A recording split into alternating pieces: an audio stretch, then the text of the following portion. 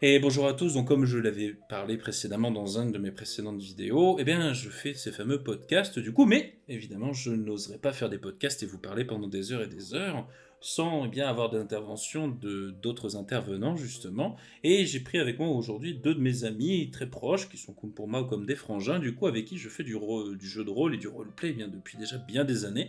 Alors à tour de rôle, on s'échange le rôle de maître du jeu comme ça les uns après les autres pour pouvoir après, comment dire, se évoluer ensemble en se piquant entre guillemets les idées d'un JDR à l'autre afin de bien, comme ça, comme je l'ai dit, pouvoir avoir une évolution plutôt positive et continuer à s'améliorer pour pouvoir bien profiter à fond de notre loisir. Et du coup, des fois, on a ces petites discussions internes comme ça pour pouvoir entre nous, comme se donner des conseils un peu avec nos différents groupes et donc du coup, je me suis dit que ça pouvait être intéressant de prendre ces fameuses discussions et les transformer en podcasts du coup qui pourront être écoutés à loisir par bien la plupart d'entre vous si vous êtes intéressés. Et du coup, sans plus attendre, laissez-moi vous présenter. Donc nous avons Greg et Titi du coup qui vont peut-être faire une courte présentation pour vous dire un peu rapidement entre gros guillemets leur parcours de comment ils sont là et bien comment ils ont appréhendé le jeu de rôle et un petit peu leur expérience rapidement. Donc, qui veut commencer? Est-ce que Greg, tu veux commencer? Allez, je me jette à l'eau. C'est parti. Jeu de rôle. Ben, j'ai commencé avec toi. C'était quand? C'est vrai. C'était C'était il y a 15 ans, peut-être Ah plus. Ah Voilà. Ah Mon Ouais, cœur. on avait commencé quand on était gamin et on avait fait ça avec le système de règles de ton cousin. Et on avait joué première campagne sur un petit thème Seigneur des Anneaux. Du coup, on avait découvert ça. Mais je pense que c'est un peu similaire à ce qu'on peut avoir comme expérience quand on découvre avec Donjons et Dragons, quoi, avec des règles un petit peu compliquées, du medieval fantasy, et on rigolait beaucoup. Et après, avec le lycée et les études supérieures, on n'a plus pu jouer ensemble pendant quelques années. Et du coup, nos chemins se sont séparés. Moi, j'ai commencé à faire du Pathfinder, donc c'est une branche de Donjons et Dragons.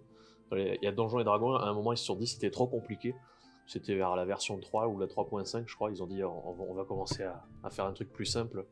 Et il y a des puristes qui se sont dit non, on va rester compliqué, et, nous on va faire Pathfinder. Et du coup, on a joué un petit peu à Pathfinder. Du coup, j'ai fait l'expérience du jeu de rôle un peu plus tabletop. Et ensuite, après l'école, on a recommencé à jouer tous ensemble. Et là, on a basculé sur d'autres systèmes. Et puis, on a fait quelque chose d'un peu plus RP, quoi. Donc, j'ai été des deux côtés de la table, MJ et joueur.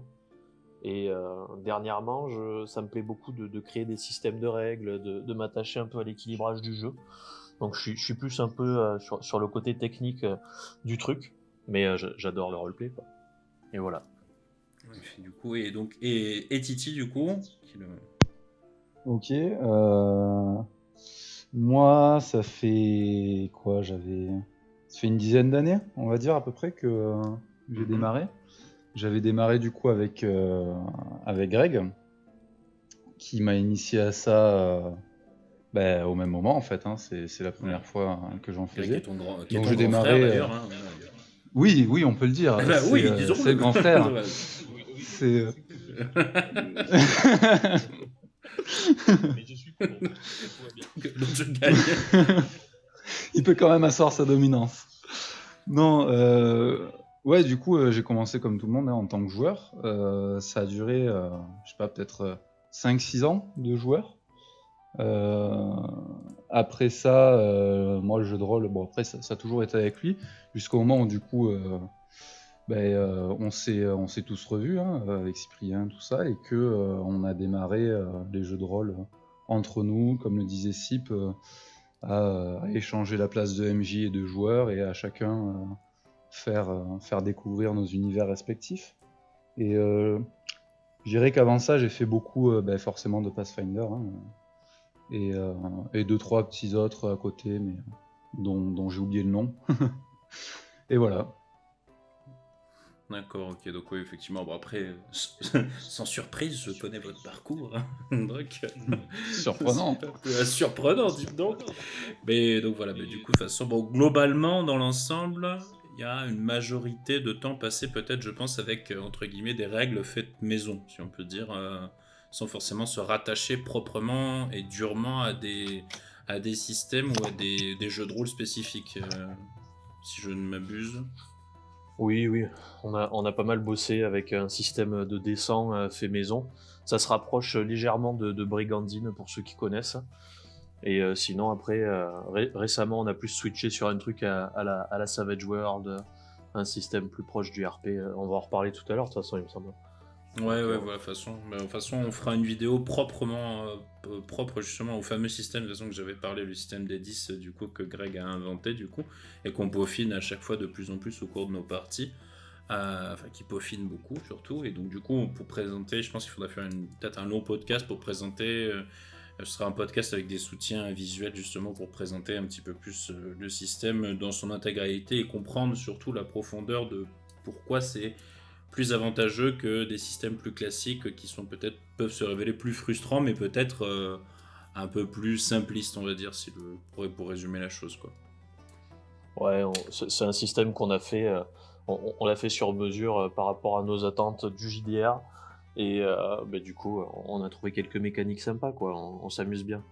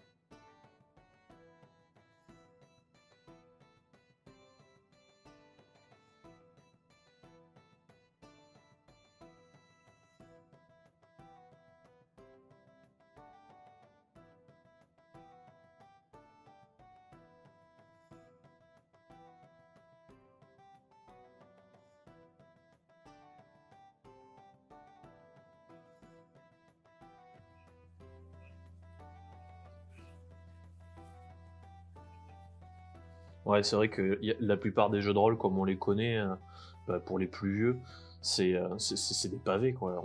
On se prend un livre complet quand on est MJ, on s'en prend un autre quand on est joueur. À ça, on peut rajouter les bestiaires. Enfin, on en fait des couches et des couches. Et après, pour les jeux de rôle qui sont bah, les plus sympas, hein, que vous trouvez en un volume, en général, ils réunissent le lore et un système de règles qui leur est propre. Ouais, ça fait un bon pavé à digérer, quoi. C'est pas comme si on se mettait à jouer au Monopoly. Donc, c'est pas toujours facile de se mettre au jeu de rôle, quoi. Je trouve que c'est une barrière un peu.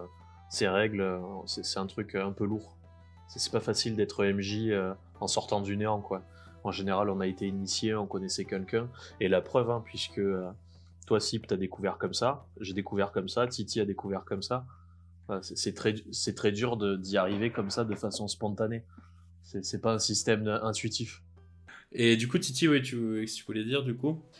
Ouais, non, j'ai oublié. Enfin, si, j'allais dire, c'est vrai que moi j'ai un peu échappé au côté où il faut avaler, comme tu disais, des hectolitres de règles, parce que ben, j'ai directement démarré avec des systèmes qu'on avait un peu bidouillés entre nous, donc c'est vrai que j'ai pas trop connu la complexité des règles, des vieux trucs, genre D&D et tout. Pathfinder, j'ai connu un peu, mais bon, j'étais côté joueur, donc c'était assez facile à intégrer. Mais bon, c'est vrai que, comme l'a dit Greg, c'est très compliqué quand on démarre les jeux de Ouais, rôle, c'est surtout à dense, cause hein. des règles.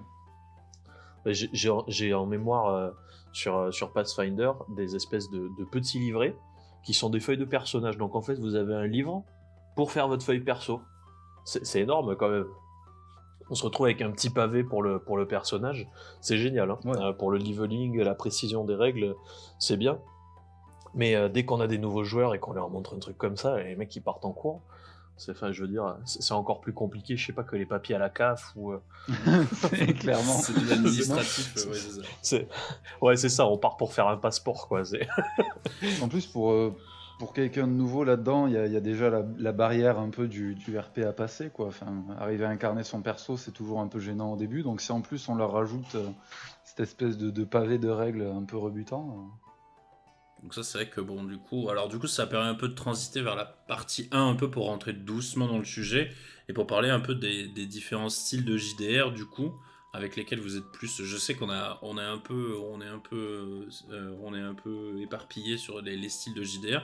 Mais alors du coup, on a défini un peu, on va raisonner un peu par extrême, on va dire. Il y a vraiment le côté très tabletop, peut-être à la Donjons et Dragons, vraiment tourné beaucoup sur les jets de dés, etc. Et après, il y a le côté très roleplay où on délaisse vraiment peut-être un peu les jets de dés pour vraiment se concentrer sur l'acting et les interactions entre les personnages du coup. Donc vous, c'est comment un petit peu, justement, pour décrire un petit peu votre préférence, on va dire, ou plutôt votre manière, vous, en tant que MJ, et que joueur aussi, sur quoi vous aimez un peu vous concentrer, ou quelle position vous avez vis-à-vis de tel ou tel élément, en fait. Euh, ouais, je vais commencer là-dessus. Alors moi, c'est marrant parce qu'autant en tant que joueur, il y a deux trucs que j'aime. Je suis, comme on dit, un gros bill. Donc j'adore ramasser un maximum de trucs pour que mon personnage, pas forcément devienne le plus puissant, mais il y a cette évolution avec l'équipement qui devient de plus en plus fort, le personnage qui devient de plus en plus fort que j'aime bien. Donc On aime quand ça crit. voilà, c'est ça. En tant que joueur, j'aime bien ça. Et de notre côté, j'aime bien forcément découvrir l'univers comme présente. Et du coup, plus il est riche, plus il est vaste, plus je kiffe. Et bizarrement, du coup, en tant que MJ, je préfère plus le tabletop. Je préfère plus présenter des donjons, plus présenter des petits combats et m'attarder peut-être sur les mobs que je vais sortir et comment ils vont interagir entre eux avec les persos, plutôt que vraiment sur un univers hyper fourni, hyper vaste. Mais voilà. Ok. Et Greg, du coup? Moi, j'ai une préférence pour le RP, je dirais. Mais il y a quand même des moments où j'aime bien le tabletop. Alors, je dirais que ça dépend plus du jeu de rôle sur lequel je suis en train de couler. Il y a des passes. On aime bien faire des jeux de rôle qui sont assez longs. Ceux-là, c'est bien qu'ils soient un peu hybrides. Je préfère qu'ils soient quand même un petit peu orientés roleplay. Parce que c'est plus sympa autour de la table. Et surtout, on peut raconter plus facilement une histoire que dans du tabletop. Parce que le tabletop, on a souvent des phases de combat, elles ont tendance à être longues. Et du coup, souvent, ça se fait au détriment de l'histoire sur une session. Une histoire qu'on peut raconter en deux sessions, en deux soirées de RP, ça va peut-être prendre 5 soirées en tabletop. Donc ça dépend ce qu'on a envie de faire. Moi, il y a des fois, j'ai très envie de jeter les dés et de casser du gobelin. Et là, j'ai envie de faire du tabletop. Et il y a d'autres fois où j'ai envie de basculer dans du RP. Donc ça dépend du thème du JDR. C'est vrai. Voilà. Après, moi, je suis plus roleplay, on va dire. Même si, quand même, c'est-à-dire qu'il faut que les règles, j'appréhende les règles et qu'elles me plaisent un minimum pour quand même que je puisse accéder un peu au tabletop avec, on va dire, sans trop être fatigué, on va dire. Mais c'est vrai que il y a cet aspect un peu que je trouve un peu fatigant des fois avec le tabletop, c'est effectivement que quand on est en roleplay, les trois quarts du temps, on répond du tac au tac, en fait, si on peut dire. Il y a vraiment ce côté vif dans les interactions entre les PNJ joués par le MJ et les personnages. Mais c'est vrai qu'on perd un peu ça et des fois je trouve qu'il y a un risque que le rythme se ralentisse considérablement pendant les tours de combat. Parce que du coup, c'est forcément, on peut pas aller aussi vite que ça se passerait dans la réalité.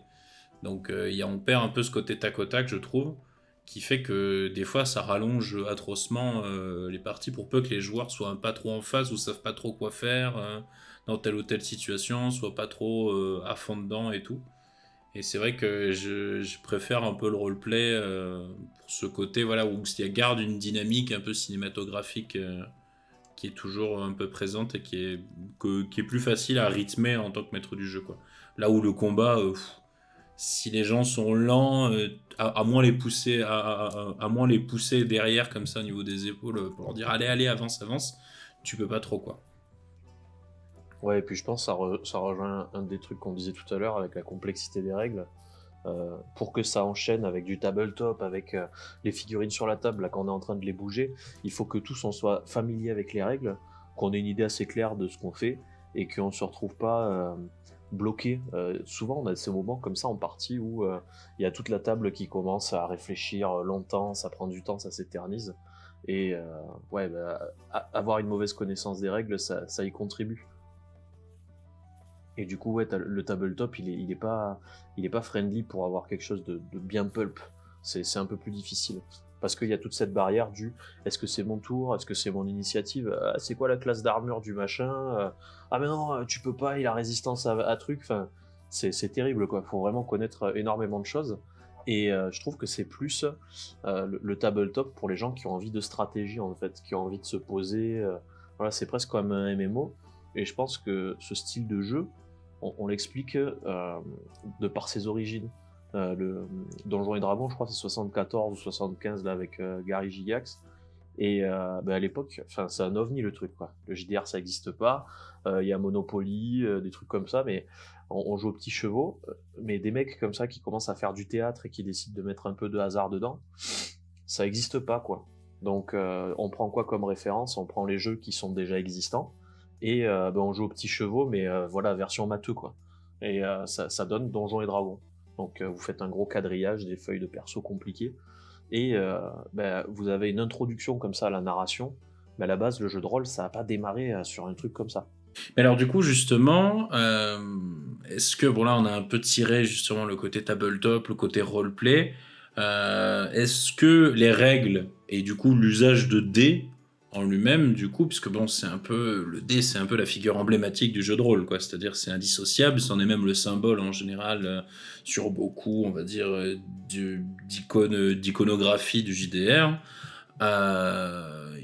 et du coup, est-ce que dans le tabletop, est-ce que, on va dire, les règles et les dés, ce n'est pas l'apanage du tabletop, et est-ce que ça peut s'inviter un peu dans tous les styles de JDR qu'on veut faire?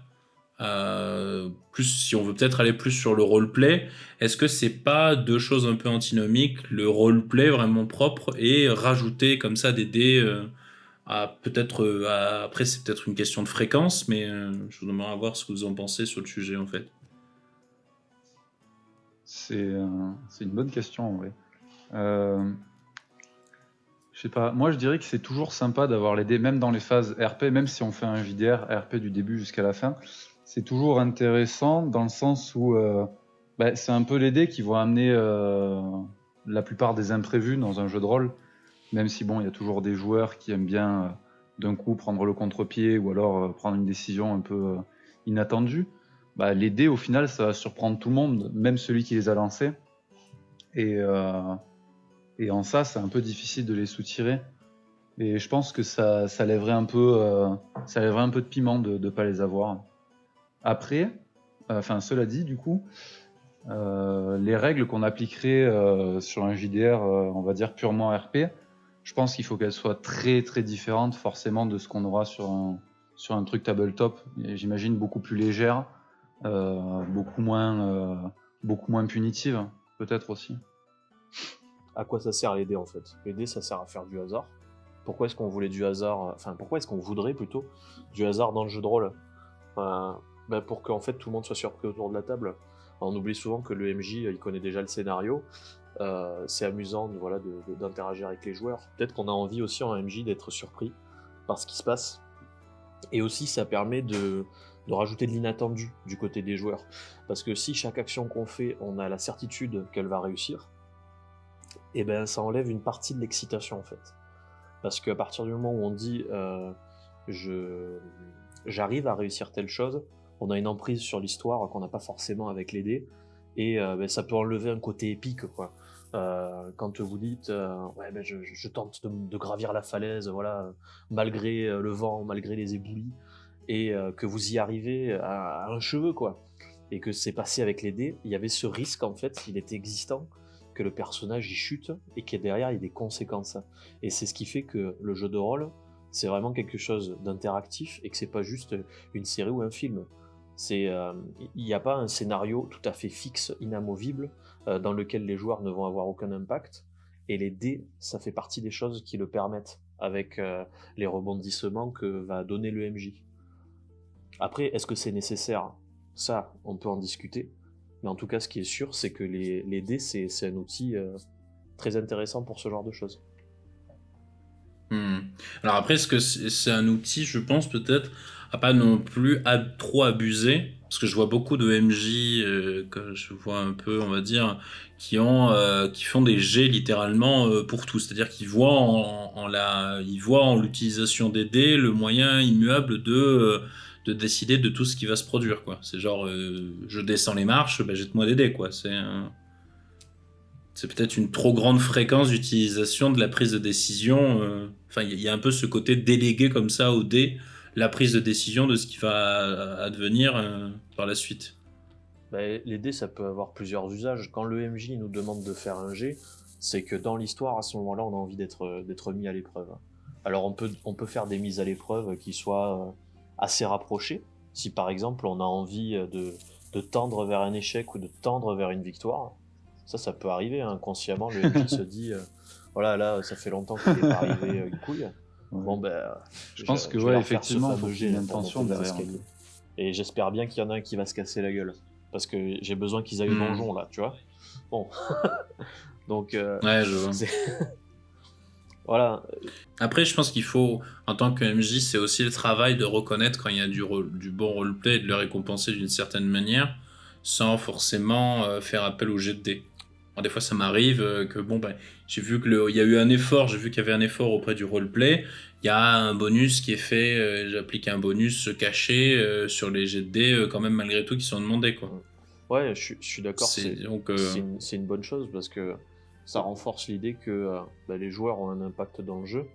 Et en fait, on valorise leur prise de décision ou leur roleplay, enfin comment on appelle ça, leur interprétation du personnage, quoi. C'est vrai, quand on a un barbare comme ça, il est vaillant et tout, on n'a pas forcément envie de le voir se tracasser la tête sur des énigmes. Si à ce moment-là, il fait un truc totalement débile, ça peut être sympa, quoi, parce que ça renforce l'idée que le personnage, voilà, c'est un guerrier, et c'est pas un scientifique. Et lui donner comme ça un côté double tranchant dans l'histoire, ça apporte beaucoup. Et c'est un truc sur lequel le MJ peut pas influer directement. Alors le remercier quand ça vient d'un joueur, c'est toujours cool, quoi, d'avoir des héros faillibles. Ouais, c'est vrai que... Mais après, voilà, c'est toute une... C'est vrai que bon, après, moi je pensais surtout, je vois après qu'il y a des jets de dés des fois qui sont peut-être pas forcément justifiés. Enfin, disons qu'il y a des points de règle des fois sur... je conçois bien qu'il y ait des règles en combat, on va dire, pour effectivement déterminer sur des éléments où il y a beaucoup de paramètres qui peuvent rentrer en compte.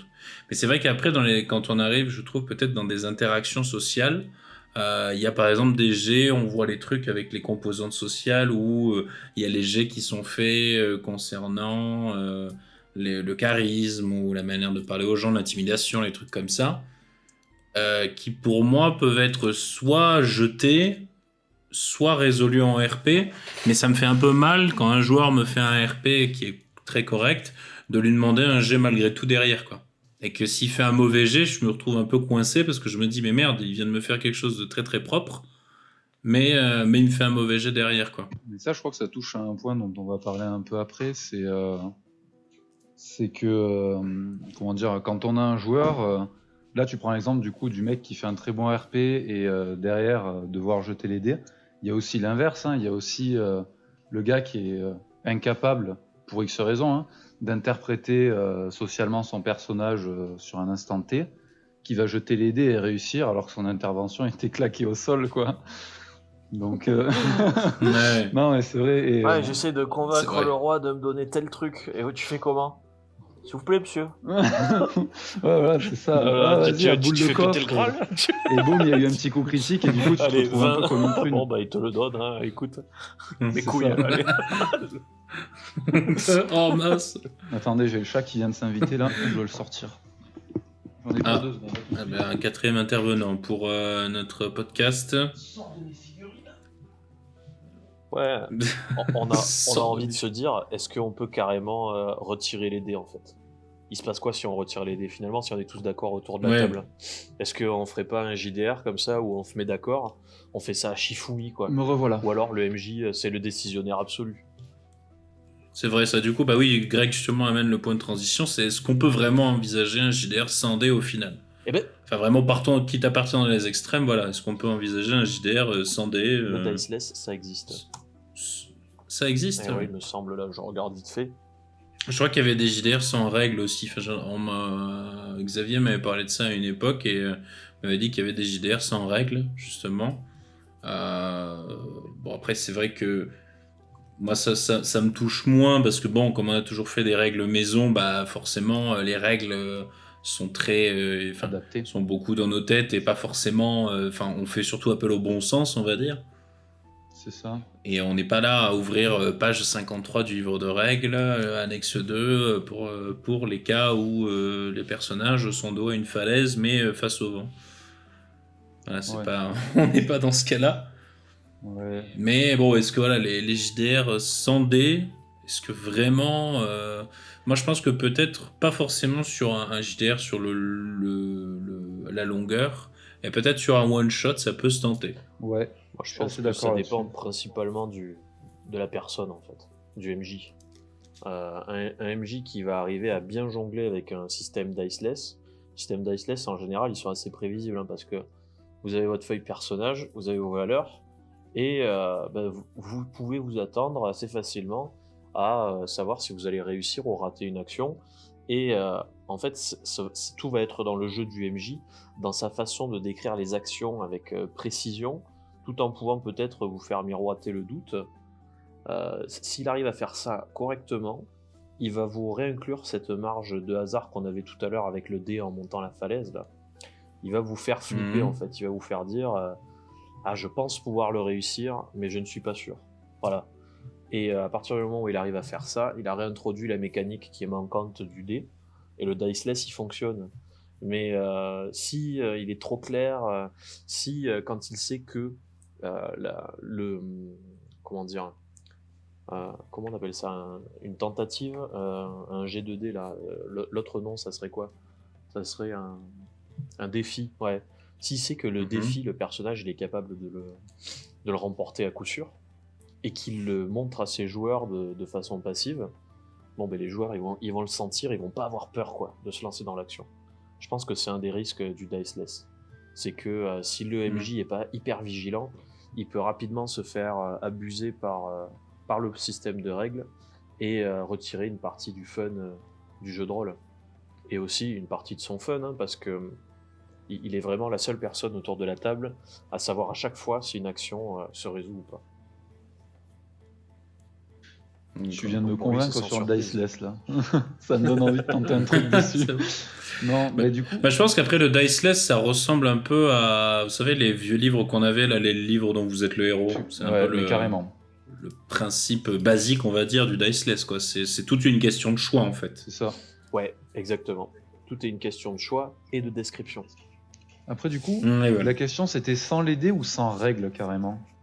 Sans les dés. Bah, sans les dés et par extension sans règles, parce que je suis un peu, comment dire, je suis un peu avec les. Enfin, moi, je vois un peu dans le jeu de rôle plus précisément, je vois un peu les dés comme l'extension des règles en fait, Ouais, comme la, enfin, comment dire, mais- le bras armé des règles Enfin, qui va mettre la mise en application quoi. ouais. Ouais, pour vous, du Je coup, sais pas, un parce sans que- règles, est-ce que c'est possible, du coup? On parlait de sans dés, sans règles, là, ce coup-ci. Vous Mhm. imaginez ou pas? J'ai beaucoup de mal en vrai, parce que du coup, ça. Comment dire, ce serait. Même en imaginant qu'on puisse vraiment poser l'univers et tout, donner des situations, tout ça, comment est-ce qu'on fait pour. Comment dire, pour graduer les choses, poser des défis et tout, dire un tel est plus fort qu'un autre ou quoi, sans qu'il y ait de désaccord, parce que du coup, en imaginant par exemple que deux joueurs se mettent sur la gueule, comment est-ce qu'on résout la situation en disant c'est un tel qui va avoir le dessus sur l'autre ou l'inverse? Parce que si ça doit se faire de manière arbitraire, c'est pareil. Hein, au bout d'un moment, chacun veut défendre son bout de pain et au final, on Ouais, peut je passer pense que plus t'as de mis le temps doigt à sur le dire truc, qui en est-ce fait. qui réussit plutôt que juste de profiter du moment, quoi. Oui, c'est vrai que je pense que le problème, enfin après c'est un peu, après c'est peut-être un peu la discussion philosophique sur est-ce que c'est pas finalement les règles Le fait d'avoir des règles qui définissent le fait que le jeu existe, en fait. Parce que s'il n'y avait pas de règles, est-ce que le jeu n'existe pas dans tout le... Enfin, là j'englobe tout, hein, le football, le basket, tout en fait. C'est qu'il y a des règles qui font l'ensemble du jeu. Sinon, s'il n'y a pas de règles, bon, ben, on ne sait pas qu'il faut mettre la balle dans le panier, qu'il faut tirer la balle dans les filets ou les trucs comme ça. Donc peut-être après, voilà, qu'il faut peut-être un peu cadrer et donner les objectifs justement, dire aux ce joueurs. qui est possible et ce qui l'est pas. Parce que dans le jeu de rôle, vu que c'est de l'imaginaire, on pourrait tenter de faire tout et n'importe quoi. Et les règles, elles sont peut-être là pour nous rappeler ouais, attention, ce que tu veux faire là, c'est peut-être ambitieux par rapport à la façon dont tu avais créé ton personnage ou ta ville ou n'importe quoi. Je pense que c'est plus là pour donner une cohérence à notre univers. En fait, je pense que les règles, elles sont là pour accompagner notre univers de jeu et ce qu'on veut en faire. On ne doit pas être l'esclave des règles, ça doit être le meilleur outil pour nous faire la plus belle histoire, ou la plus belle expérience en fait. Parce qu'on n'est pas forcément là pour raconter une histoire. Hein. C'est très séduisant de se faire un porte-monstre trésor. Moi j'adore ça. J'adore ça. J'adore ça. Non, ouais. Puis des fois, il y a D'accord. Il y a aussi tout l'inverse. Hein. Moi, je me souviens on en parlera peut-être plus en détail après, mais d'un JDR sur l'univers de Lovecraft que Greg nous avait fait. Je crois pas que tu étais là, Sip, mais on était à 99% dans de l'enquête et du RP, et c'est très bien passé aussi. Hein. C'est très séduisant aussi. Et voilà, là c'est du disons que ça mêle un peu le côté peut-être on peut mêler pour éviter les dés. Dans ce cas-là, on mène peut-être un côté enquête avec comme par exemple comme il pourrait y avoir avec des escape games ou quelque chose comme ça quoi. Donc, peut-être on rentre dans le domaine de convergence avec d'autres systèmes pour justement se débarrasser des dés et faire appel peut-être plus à la vivacité des joueurs, mais peut-être ils sont plus limités dans ce cas-là par on va dire leur limitation propre qui est à eux en fait. Ouais, voilà. C'est-à-dire que peut-être est-ce que les dés c'est pas ce qui permet de jouer ce que tu n'es pas en fait, in fine. Clairement, c'est clairement le cas. Ouais. On va dire plus pour le côté psychique parce que bon, on demande pas aux gens de donner des coups d'épée en vrai en JDR, mais plus pour le côté psychique où si quelqu'un a pas les facultés cérébrales de son personnage, in fine. Même un sens. Il peut pas dire qu'il joue quelqu'un d'intelligence s'il a pas les dés pour l'aider un peu quoi. Sans aller chercher très loin, hein. Si son personnage sait parler l'elfique, je doute que ce soit le cas de tout le monde autour de la table quoi. Alors, voilà. rien sur des petits problèmes comme ça, ou je sais pas quoi. C'est rien quoi. Il y a écrit melon sur la porte. Ah oui. Melon. Non, c'est pas melon, c'est plus melon. Melon. T'as vraiment un accent de merde. Bon, alors du coup après plus pour se concentrer sur les dés, du coup après ça permet justement de transiter un peu vers la partie 2 parce que bon là on a abordé tout un peu le sujet justement avec les dés qui sont un peu le côté le hasard du coup qui aide un peu le MJ du coup à raconter l'histoire et à s'appuyer un peu sur ce côté imprévu, mais il arrive des fois où les dés vont mal justement et font trop d'imprévus, parfois à la suite ou parfois d'un coup au moment où on n'aimerait pas que l'imprévu survienne ou disons que c'est pas très pratique. Et donc du coup ça va être un peu le cas de cette partie avec peut-être du coup la première réflexion c'est est-ce que in fine du coup puisque bon on s'en remet au dé pour faire ce genre de décision, est-ce que le hasard du coup, puisque bon c'est le propre des dés, s'ils sont bien équilibrés, s'ils sont bien manufacturés, est-ce que le hasard du coup l'emporte-t-il toujours sur le RP quand les dés sont déterminants? Est-ce que ça donne pas des risques un peu d'incohérence parfois comme par exemple des échecs critiques à des moments inopportuns ou autres J'ai une approche extrêmement radicale sur le sujet. Ouais, j'en ai une aussi, ma position, voilà. Selon moi, le système de règles, les dés doivent toujours l'emporter. Et une situation où les dés vous forcent à faire quelque chose qui ne va pas dans le sens de l'histoire, c'est une situation où il ne fallait pas jeter les dés, en fait. Parce que vous-même, vous n'êtes pas prêt à le laisser au gré du hasard. Ou alors, vous n'avez pas correctement choisi les différentes issues qu'il peut y avoir avec ce G2D. Ça, c'est la théorie. Donc, dans l'idéal, ça va se passer comme ça. C'est-à-dire, vous ne voulez pas qu'un personnage meure, ne jetez pas les dés à un certain moment pour voir s'il va mourir. Voilà. Ça n'a pas de sens parce que vous pouvez vous décevoir, mais on n'est pas là non plus en fait pour perdre cette tension. Donc en fait, posez-vous la question avant le jet de dés, il se passe quoi si ça, en tant que MJ je parle, qu'est-ce qui se passe si ça rate de façon catastrophique, si ça a réussi de façon épique. Et dans les deux cas, trouvez un truc qui vous va, voilà. Et ensuite évoluer entre ces deux trucs-là dans le spectre des possibles. Vous serez sûr à ce moment-là que le jet de dés il va être correct. Parce qu'autrement, on peut avoir des situations comme, je sais pas moi, un boss qui se met un coup de hache dans le front, et puis voilà, la rencontre se termine là. Ça nous est déjà arrivé. Oui, voilà, c'est ça. Triste. Et du coup, vas-y, qu'est-ce que tu en penses, Titi, avant justement que je vais rebondir là-dessus sur ce que vient de dire Greg, justement. Ouais, enfin moi, pour la petite anecdote, hein, on a vaincu un boss de fin avec un coup critique entre les jambes, donc ouais, c'est vrai que des fois ça peut vraiment changer à l'issue de tout un combat. En fait, j'allais dire à peu près la même chose que Greg, hein, là en se plaçant du côté du MJ, avant de demander un jet de dés, il faut qu'on ait en tête ce qui va se passer, enfin toutes les issues en fait, s'il y a un échec critique, s'il y a un échec tout court, une réussite ou une réussite critique. Sinon, forcément, ça peut rapidement partir en live, surtout si on improvise sur le moment, ça c'est très casse-gueule, parce que sur le moment, on peut penser avoir une bonne idée en disant il se passe ça, et puis la séance, quand on doit préparer la séance suivante, il manque tel personnage clé, ou ah merde, en fait ils sont ici, ils auraient dû être là-bas. Donc ouais, vraiment tout avoir en tête, en fait, quoi qu'il arrive, avoir en tête ce qui peut se passer, quoi.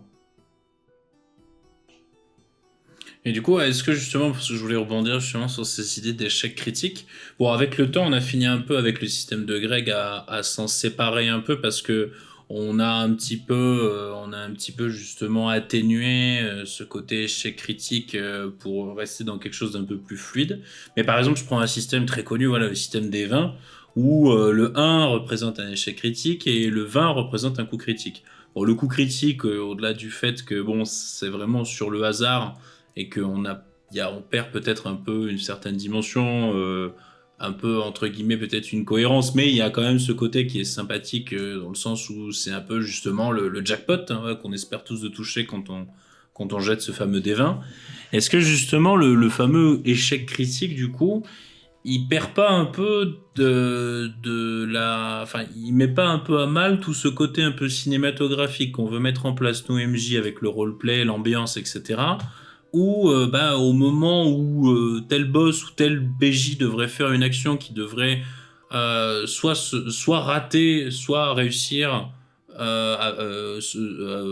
soit réussir avec éclat peut-être, mais peut-être pas non plus rater, mais genre moche, quitte à voilà, par exemple se balancer un coup de masse dans la gueule ou un truc comme ça qui bon, ça fait peut-être rire au début, mais quand ça arrive à la suite, c'est juste bêta bloquant, on va dire, pour le reste de l'histoire, en fait, où on se dit que d'un coup, un personnage finit par tourner en ridicule, juste sur des jets de dés malencontreux, en fait.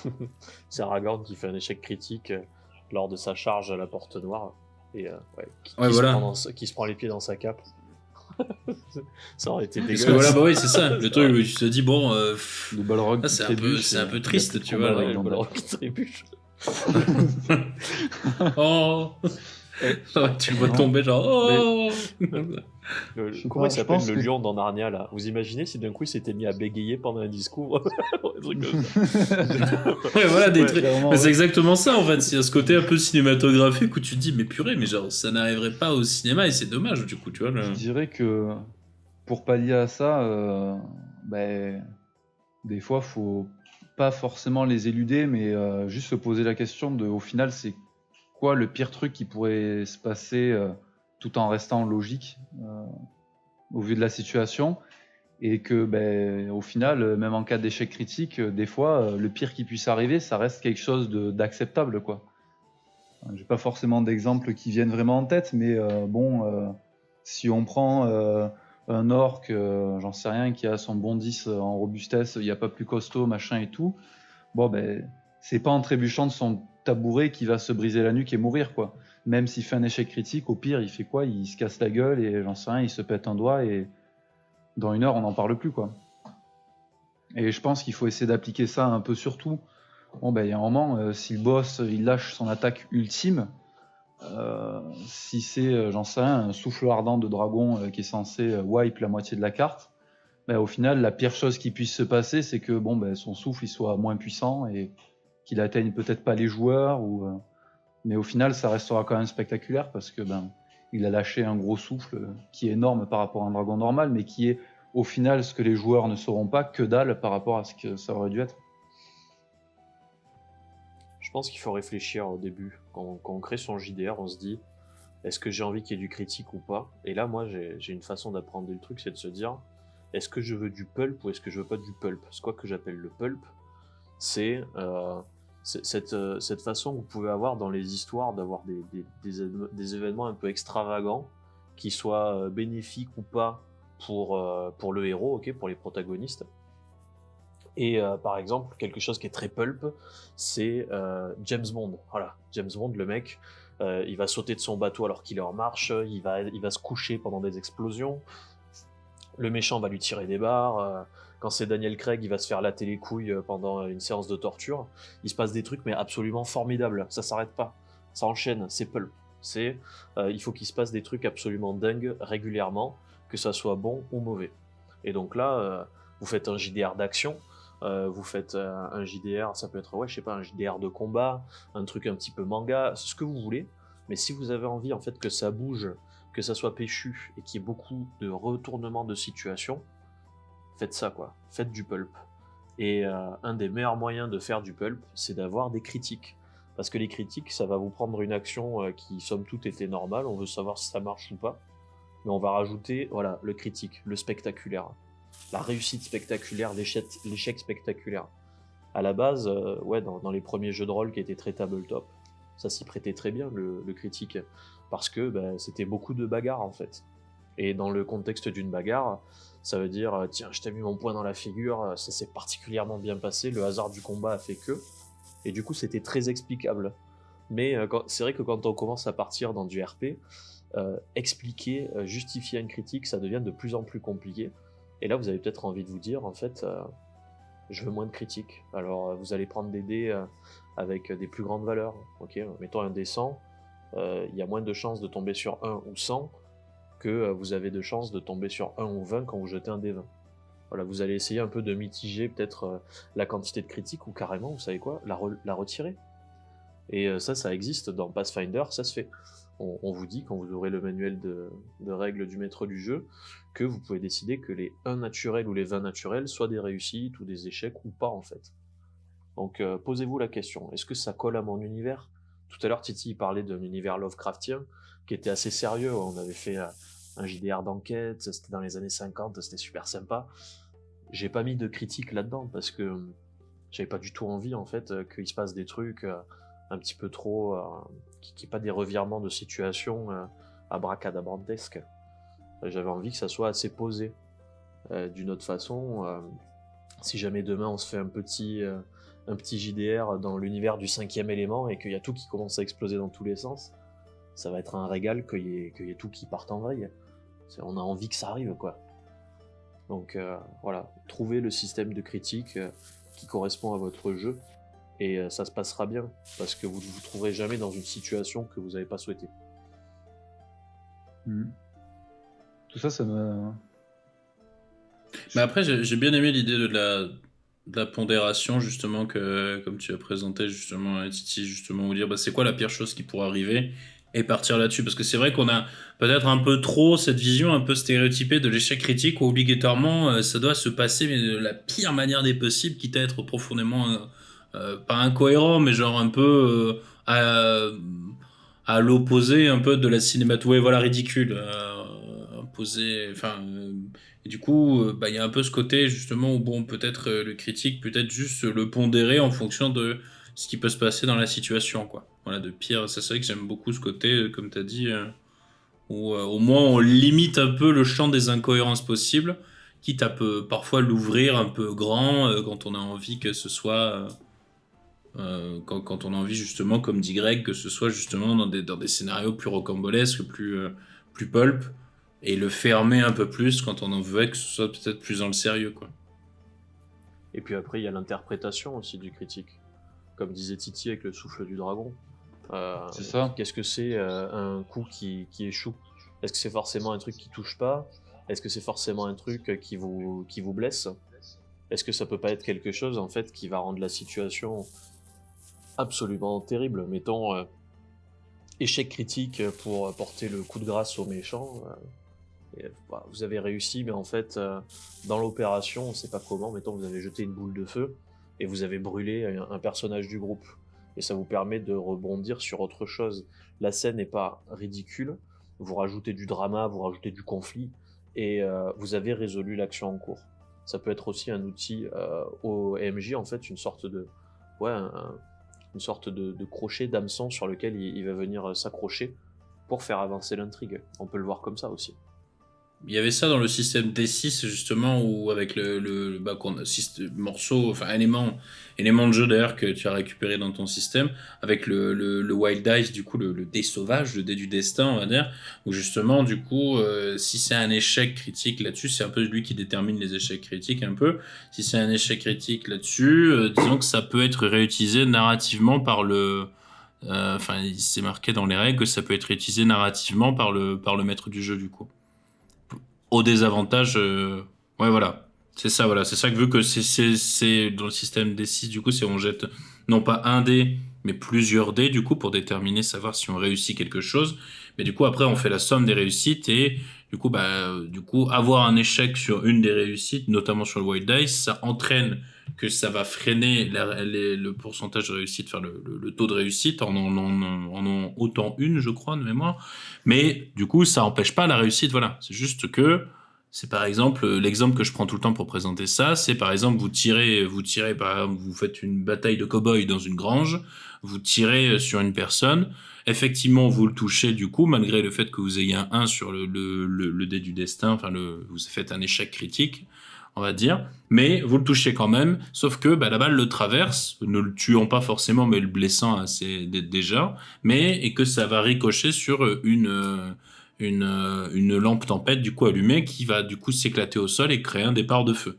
Nouveau départ de combat, etc. et tout. Maintenant, on ne se bat plus dans une grange, on se bat dans une grange en flammes. Vous êtes en train de préparer un délicieux gâteau, vous réussissez, il plaît à tous les convives, malheureusement, il provoque une coulante. Voilà. C'est pas mal. Voilà, ouais, c'est ça, c'est magnifique. Le jeu de rôle du gâteau, ça y est, c'est nous. Un jeu de rôle pour les cuisiniers, faudra regarder, ça existe. Ouais, j'ai un MJ qui sur ce truc-là avait un système qui nous avait pondu qui était assez cool. Il n'y avait pas de critique de base dans le jeu, et en fait c'était en fonction des actions qu'on menait qu'il pouvait ou non y avoir des échecs critiques, des coups critiques, voire les deux. Et je sais plus, il avait donné un nom pour chaque situation, on va dire action épique. Il y avait la possibilité de faire un coup critique, mais pas le reste. Incertaine, ça pouvait faire soit un coup critique, soit un échec critique.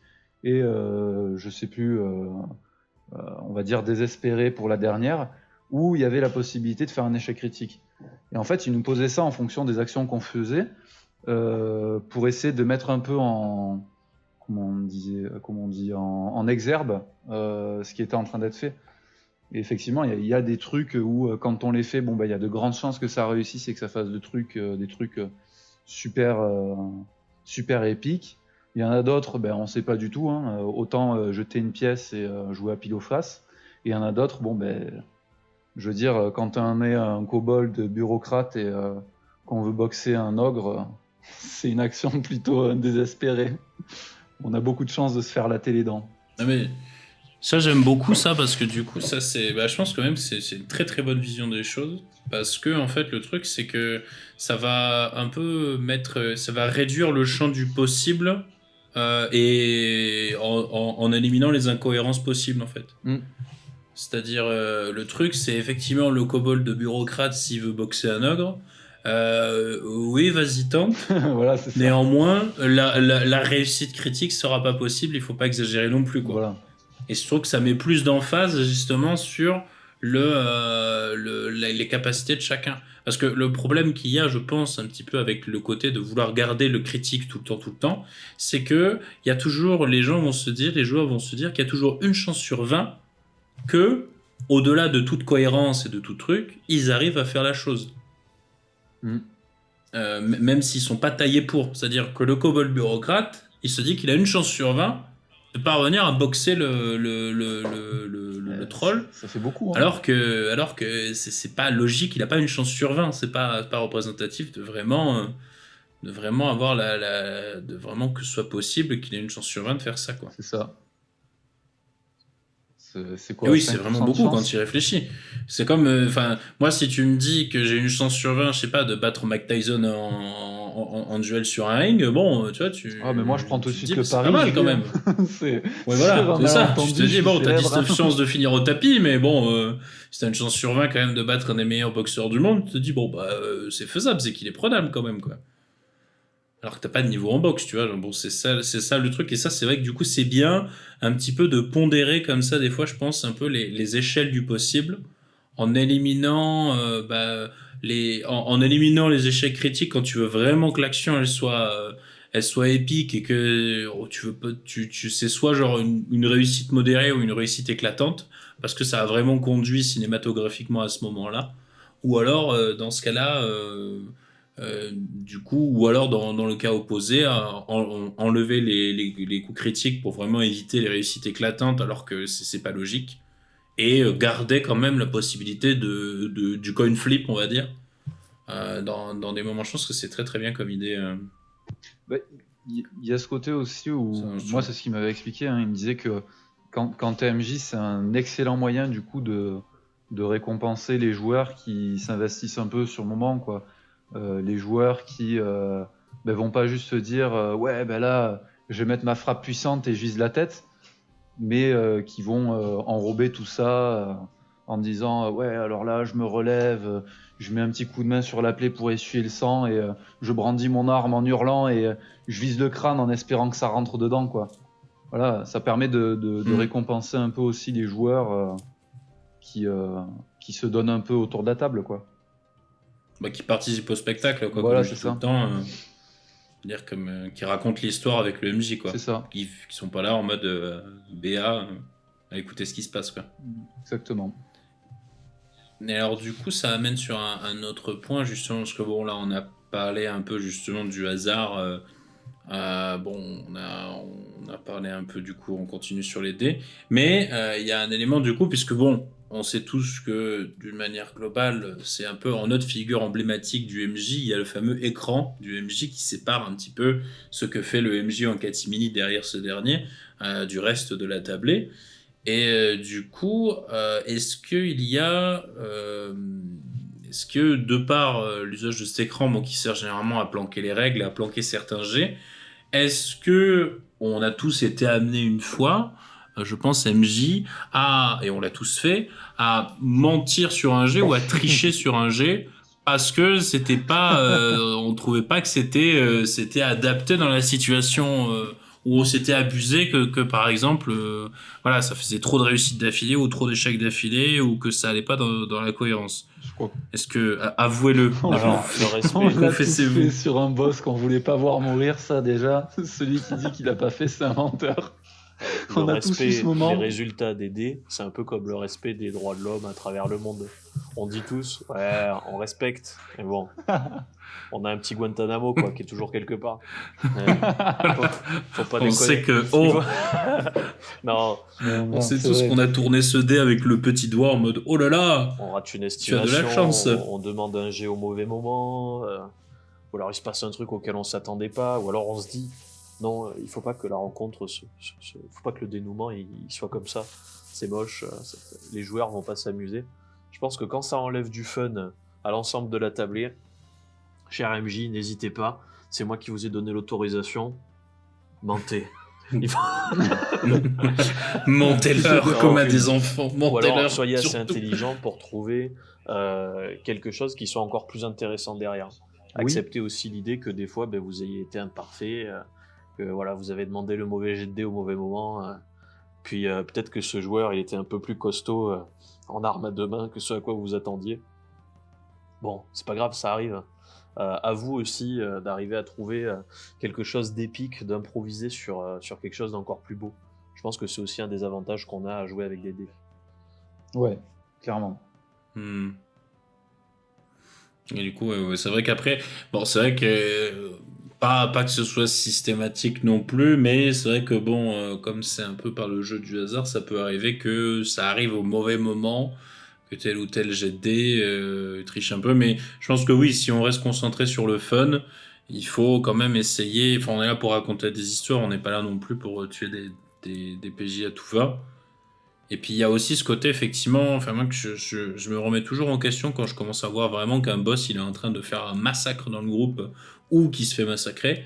Enfin un boss ou enfin disons un antagoniste du combat on va dire. Je me dis c'est moi qui l'ai soit fait qui l'ai fabriqué de toutes pièces dans des règles faites maison ou alors qu'il soit allé le piocher dans un bestiaire. Mais bon, est-ce que j'ai fait le bon choix de leur présenter le chef kobold avec toute son armée, est-ce que j'aurais pas dû prendre peut-être pour comme scénario de début des poules, tu vois, genre, enfin, est-ce que tu vois, vu qu'il n'y a pas forcément de présentation purement mathématique sur comment ils taillent comment ils taillent les ennemis. Est-ce que et du coup est-ce que moi je suis faillible dans mes choix. Enfin, est-ce que oui, je suis forcément faillible dans mes choix, mais est-ce que je me pose la question et voilà, est-ce que vraiment les choix que j'ai faits sont les plus propres, qui justifient le fait que de par mes jets, c'est en train d'être trop fort ou trop bas en fonction de la. Généralement, quand je fais cette réflexion, quand je trouve que c'est trop fort et que du coup, les joueurs peuvent rien faire contre Faut, ada- parce que je me suis gouré quelque part en faut amont. adapter la situation. Mettons, ça y est, je sais pas, il y a un loup, il est absolument incontrôlable, on sait pas ce qui se passe. On lui a mis quelques points en trop, peut-être, je sais pas, trop de PV, trop de force. Et il commence à rogner à travers le groupe de joueurs, là. Il commence à faire tomber les fiches perso. Peut-être que c'est le bon moment pour dire ouais, il y a un truc qui brille sur son front, c'est louche. Peut-être que si on le casse, ça ira mieux. On peut toujours trouver des raisons RP de justifier un abus de puissance ou de faiblesse, en fait. Et je pense que là, bon, je vais déborder peut-être un peu sur les combats de boss, ou, voilà, mais l'environnement, c'est crucial.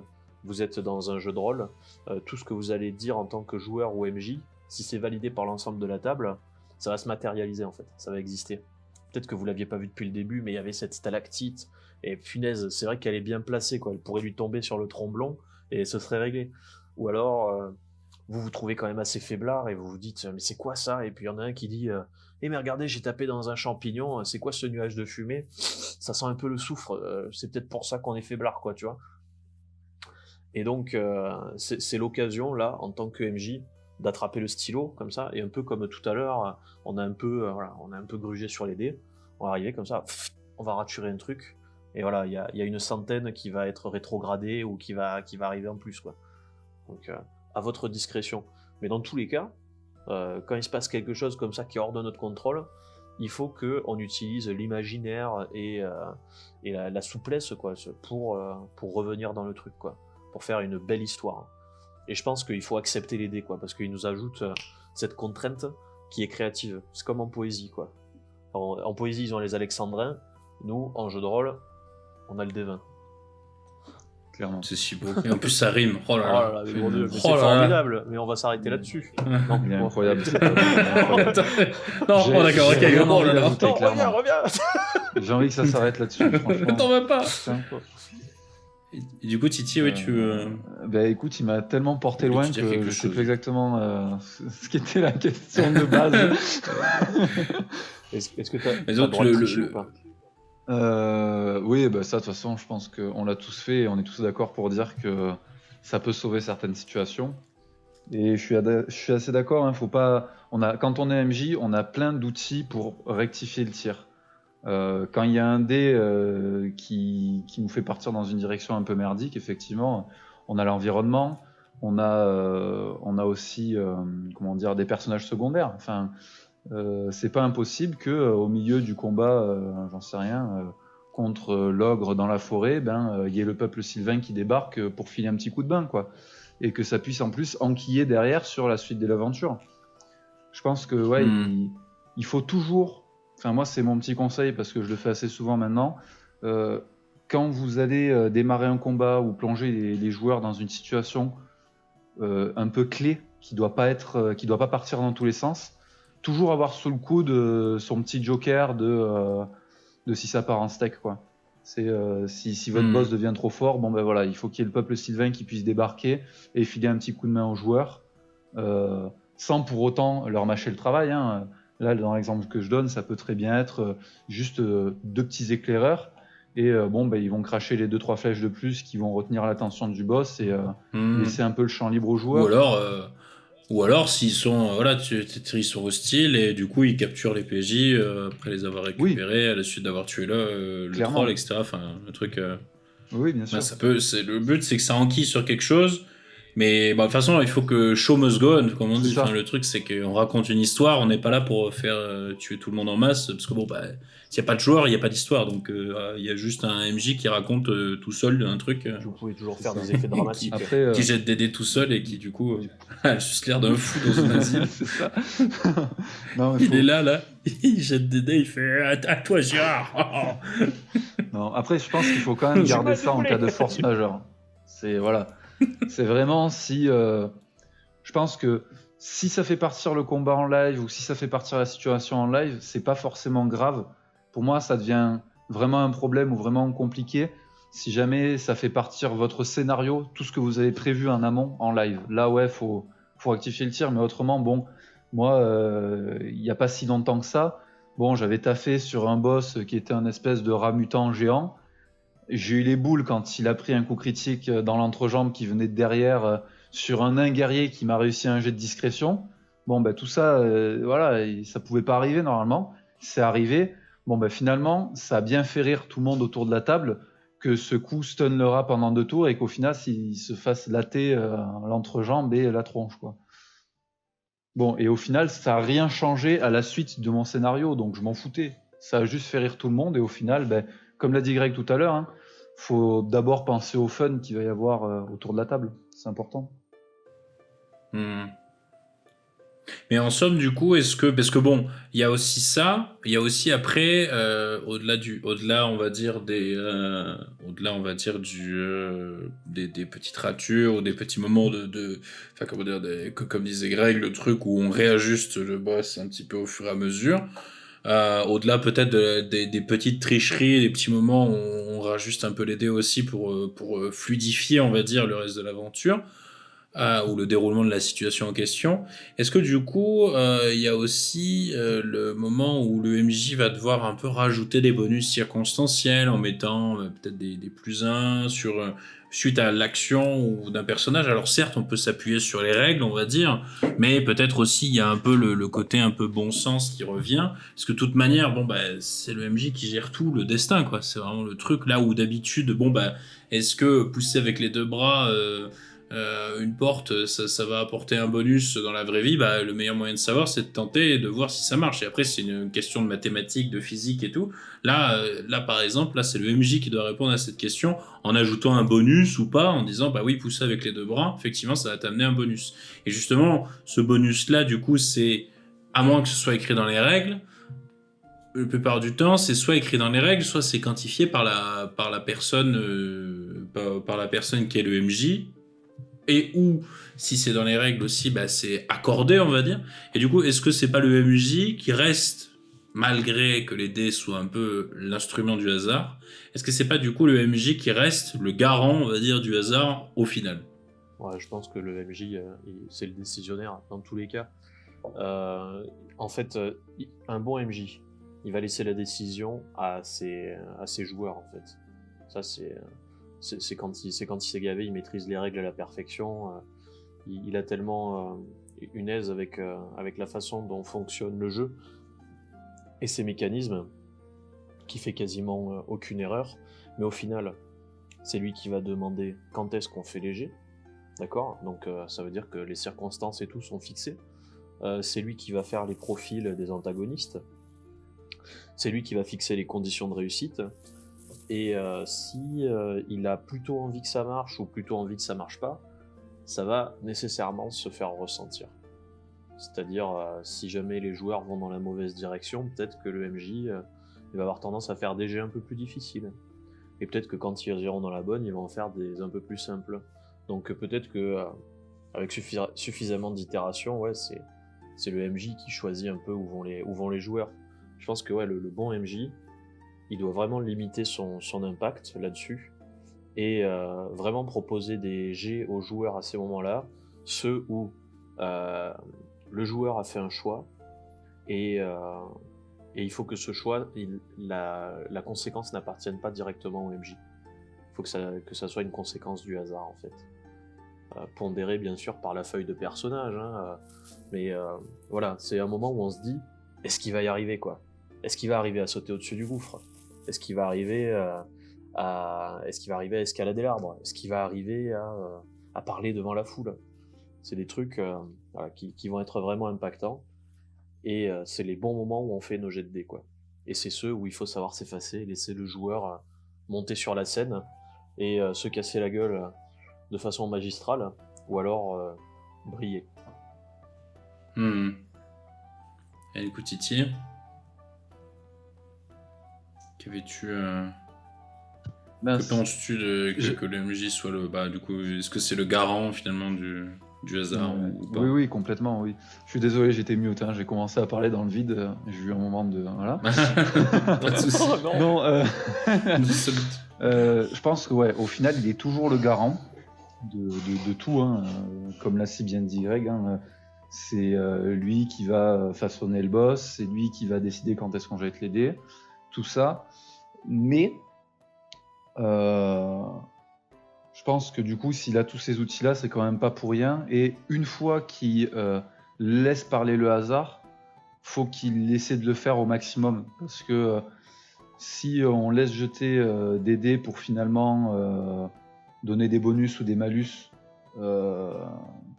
trop forts, ou alors modifier un jet de dés, ou utiliser X façon de modifier le résultat pour aller dans son sens nécessairement, enfin toujours, du coup autant enlever les dés, quoi. Ça sert à rien de jeter un dé si c'est pour toujours modifier le résultat pour aller dans son sens. Je pense que ouais, il est toujours garant de tout, mais c'est aussi à lui qu'incombe le dur rôle de mettre un peu tout ce qu'il a pu faire de côté, même si c'est tout un pan de scénario secondaire, pour laisser sa place au hasard qui va... c'est lui, hein, c'est le hasard qui pimente le jeu pour tout le monde, pour le MJ comme pour les joueurs. Je pense qu'il faut juste qu'il pose les petits garde-fous pour éviter que le jeu de rôle parte dans tous les sens, mais que le hasard doit comment dire, faire prendre des directions auxquelles personne ne s'attendait, y compris le MJ. Ouais, c'est vrai qu'après... Effectivement. Mais du coup, après, oui, c'est vrai que, bon, après, en soi, c'est vrai que vous avez raison sur le fait que moi, je suis d'accord sur le truc, effectivement, que bon, ça reste, même si les dés, on va dire, c'est du hasard contrôlé, mais sur lequel il faut pas avoir un contrôle trop fort non plus. Il faut savoir garder une certaine... il faut savoir leur accorder un certain côté... j'ai pas le mot en français, mais thrill, enfin le truc, le côté tension comme ça qu'ils peuvent amener. Et il faut savoir leur laisser un peu la place, je pense, les dés, justement pour justement pas non plus trop influencer dessus. Mais malgré tout, disons que je pense qu'on cadre un peu les lancers de dés à notre manière, avec nos choix, nous les MJ. C'est-à-dire on met voilà pour éviter que un peu à l'image que si on jetait les dés dans un carré, pour éviter qu'ils sortent du bord de la table, on est un peu ça en fait, c'est nous qui fixons un peu l'espace dans lequel on va jeter les dés, voilà les limites tout simplement, pour dire là j'ai pas trop envie non plus que ça parte en sucette parce que c'est pas logique dans ma manière de penser l'action ou l'histoire quoi. Et du coup, après, il y avait une autre question, mais je pense qu'on y a un peu répondu en amont. C'était comment faire des entorses au hasard sans biaiser le reste de la partie. Ouais, on y a pas mal répondu. On a pas mal répondu. Après, je sais pas si vous avez des pensées supplémentaires sur le sujet, du coup. Non. Moi, Enfin, sur cette question-là en particulier. Peut-être pas des pensées, mais juste des petites recettes qui marchent bien. C'est avoir... ce qui marche bien, c'est d'avoir toujours des personnages secondaires sous le coude qui peuvent modifier le hasard d'une manière ou d'une autre, en se pointant au bon moment ou en enclenchant un pan du scénario qui traîne un peu à arriver. Et effectivement, Greg l'a bien dit, les entorses au hasard, ça marche très bien avec l'environnement en fait. Et ça marche encore mieux quand c'est amené de façon subtile. L'exemple du loup tout à l'heure était parfait pour ça. C'est vrai, oui. Entorse au hasard aussi, pour mettre en avant en fait les choix des joueurs. Pour moi, c'est une des meilleures raisons. C'est-à-dire, un joueur a décidé de prendre un risque, d'accord ? On se dit, bon, je vais lui donner un bonus pour cette action. Mais par défaut, si jamais il échoue, je vais lui taper très fort sur les doigts, quoi. Et là-dessus, je trouve que c'est une bonne chose d'influencer le hasard, de donner des bonus, malus, parce que c'est sous la responsabilité du joueur, c'est lui qui l'a choisi en fait. Et il y a une grande différence entre lui donner il y a une grande différence entre changer le résultat probable de ses actions suite à ses choix, d'accord, à des choses qui dépendent de sa volonté, à changer, avoir des bonus ou des malus d'un fait indépendant de sa volonté, juste le MJ. Ça, on devrait jamais le ressentir en fait. On devrait juste connaître la difficulté du jet et voilà, pas plus. Pour moi, un bon bonus-malus, c'est un qui a été choisi par le joueur, quoi. Clairement. Ouais, c'est vrai. Après, voilà, bon, le truc... Oui. Bon, après, du coup, donc voilà un peu pour l'histoire, un peu sur les dés. Après, bon, les entorses, je pense que c'est comme les vraies entorses. Bon, faut pas non plus en avoir toutes les 5 minutes. Ah oui, c'est mieux. Mais bon, disons que ça peut... Bon, Après sa boîte. on peut faire des petites entorses. Ouais, voilà. Après, ça endurcit. C'est ça. C'est ça. Et donc, bon, faire Et des petites entorses de temps en temps, en étant un peu discret et subtil pour pas non plus casser le rythme ou, disons, la vision des joueurs, enfin, le côté un peu tension que peuvent vivre les joueurs. Il faut, bon... Après, de toute façon, bon... C'est vrai que là-dessus, sur le terme d'entorse, on va dire, ça dépend de la profondeur des règles, évidemment, dans laquelle on se situe, quoi. Ouais, et puis ça dépend du C'est-à-dire, contexte. un livre... Oui, voilà, c'est ça. Mais je veux dire, un livre de 500 pages de règles a plus à même de faire... de subir moult entorses qu'un livre de règles qui fait seulement 10 pages, quoi. Ouais. C'est sûr. Parce que, bon, dans les livres de règles, ça cadre bien tout à fond. En mode, il faut avoir exploré toutes les possibilités possibles. Comme je disais tout à l'heure, voilà, dos à la falaise, face au vent. Précisément, il a plus 10 sur CD parce que, voilà, tout est décrit. Et après, c'est une question de ressenti autour de la table aussi. Hein. C'est comme ça, au rugby. oui. On s'est dit, ok, le plaquage, la cravate, non. Voilà, donc, à vous de Plaquage, doser. oui, cravate, Oui, non. C'est une question de ressenti, quoi. Si vous vous sentez lésé, voilà, il faut le dire. Il faut faire, mais c'est quoi ce bonus à la con, là plus 5 pour un balrog, mais tu te fous de moi, je ramènerai pas la bière le prochain coup, et voilà, on discute. Voilà. C'est vrai qu'il y a Ça ça. se bat après et tout. Après, on a vachement insisté sur la subtilité de ce genre d'action, mais franchement, si vous débutez en tant que MJ, vaut mieux faire une entorse franche et grossière et garder un peu le cap et pas partir dans tous les sens, plutôt que esquiver cette entorse ou essayer de faire un truc subtil, machin et tout, pour finalement foutre en l'air tout le scénario que vous avez préparé au préalable et que finalement l'histoire ressemble plus à rien parce qu'elle part dans tous les sens. Ouais, rappelez-vous C'est que vous vrai. êtes du côté des joueurs et que les joueurs sont de votre côté. Hein. Exactement. On est tous autour de la C'est-à-dire table, on que est là pour passer un bon moment. Ouais. on s'il est faut pas pas là que les pour- joueurs aillent dans pour la grotte humilier et le que Cerbère. ouais, voilà. S'il faut pas que les joueurs aillent Ouais. dans la grotte et qu'ils empruntent le marécage en faisant le tour, bon ben un gros éboulement soudain à l'entrée de la grotte qui la bouche, c'est grossier. On a compris qu'il fallait pas aller par là. Bon, on va en rigoler 2 minutes autour de la table, mais au moins bon, les joueurs ont compris que bon voilà, mon scénario il est dans le marécage. C'est D'ailleurs, cette grotte, elle avait l'air très marécageuse. Hein. C'était. Oui. Je... Allons-y pas sûr franchement que dans c'était cette vraiment grotte. une grotte. Hein. Mais... C'est ça, voilà. Et du coup, bon, après, là, c'est plus sur la troisième partie. Bon, c'est plus pas forcément quelque chose de très précis, on va dire, pas vraiment le thème, parce qu'on a déjà plutôt bien découpé le sujet. C'était plus parler un peu peut-être des anecdotes, des anecdotes et des diverses expériences sur le sujet, des pensées libres, peut-être qu'on peut avoir un petit peu qu'on n'a pas abordé dans les deux parties précédentes. Et du coup, savoir un petit peu, voilà, histoire que peut-être d'en parler un peu plus en détail ou de peut-être si ça soulève de nouvelles réflexions. Alors, Toujours rester un peu dans ce sujet. moi, j'ai une petite anecdote qui m'était venue tout à l'heure, mais je l'ai gardée pour maintenant parce qu'on l'a tous les trois vécu autour de la table. C'est un truc qui s'était passé dans un nouvel univers. Tout à l'heure, on parlait des boss qui lattent la gueule des joueurs et on avait eu, je pense, un excellent exemple dans ce JDR-là. Ouais, ben, justement, c'est ce que j'allais faire. Donc, on avait un combat de boss avec une nana à moitié mécanique, tout ça.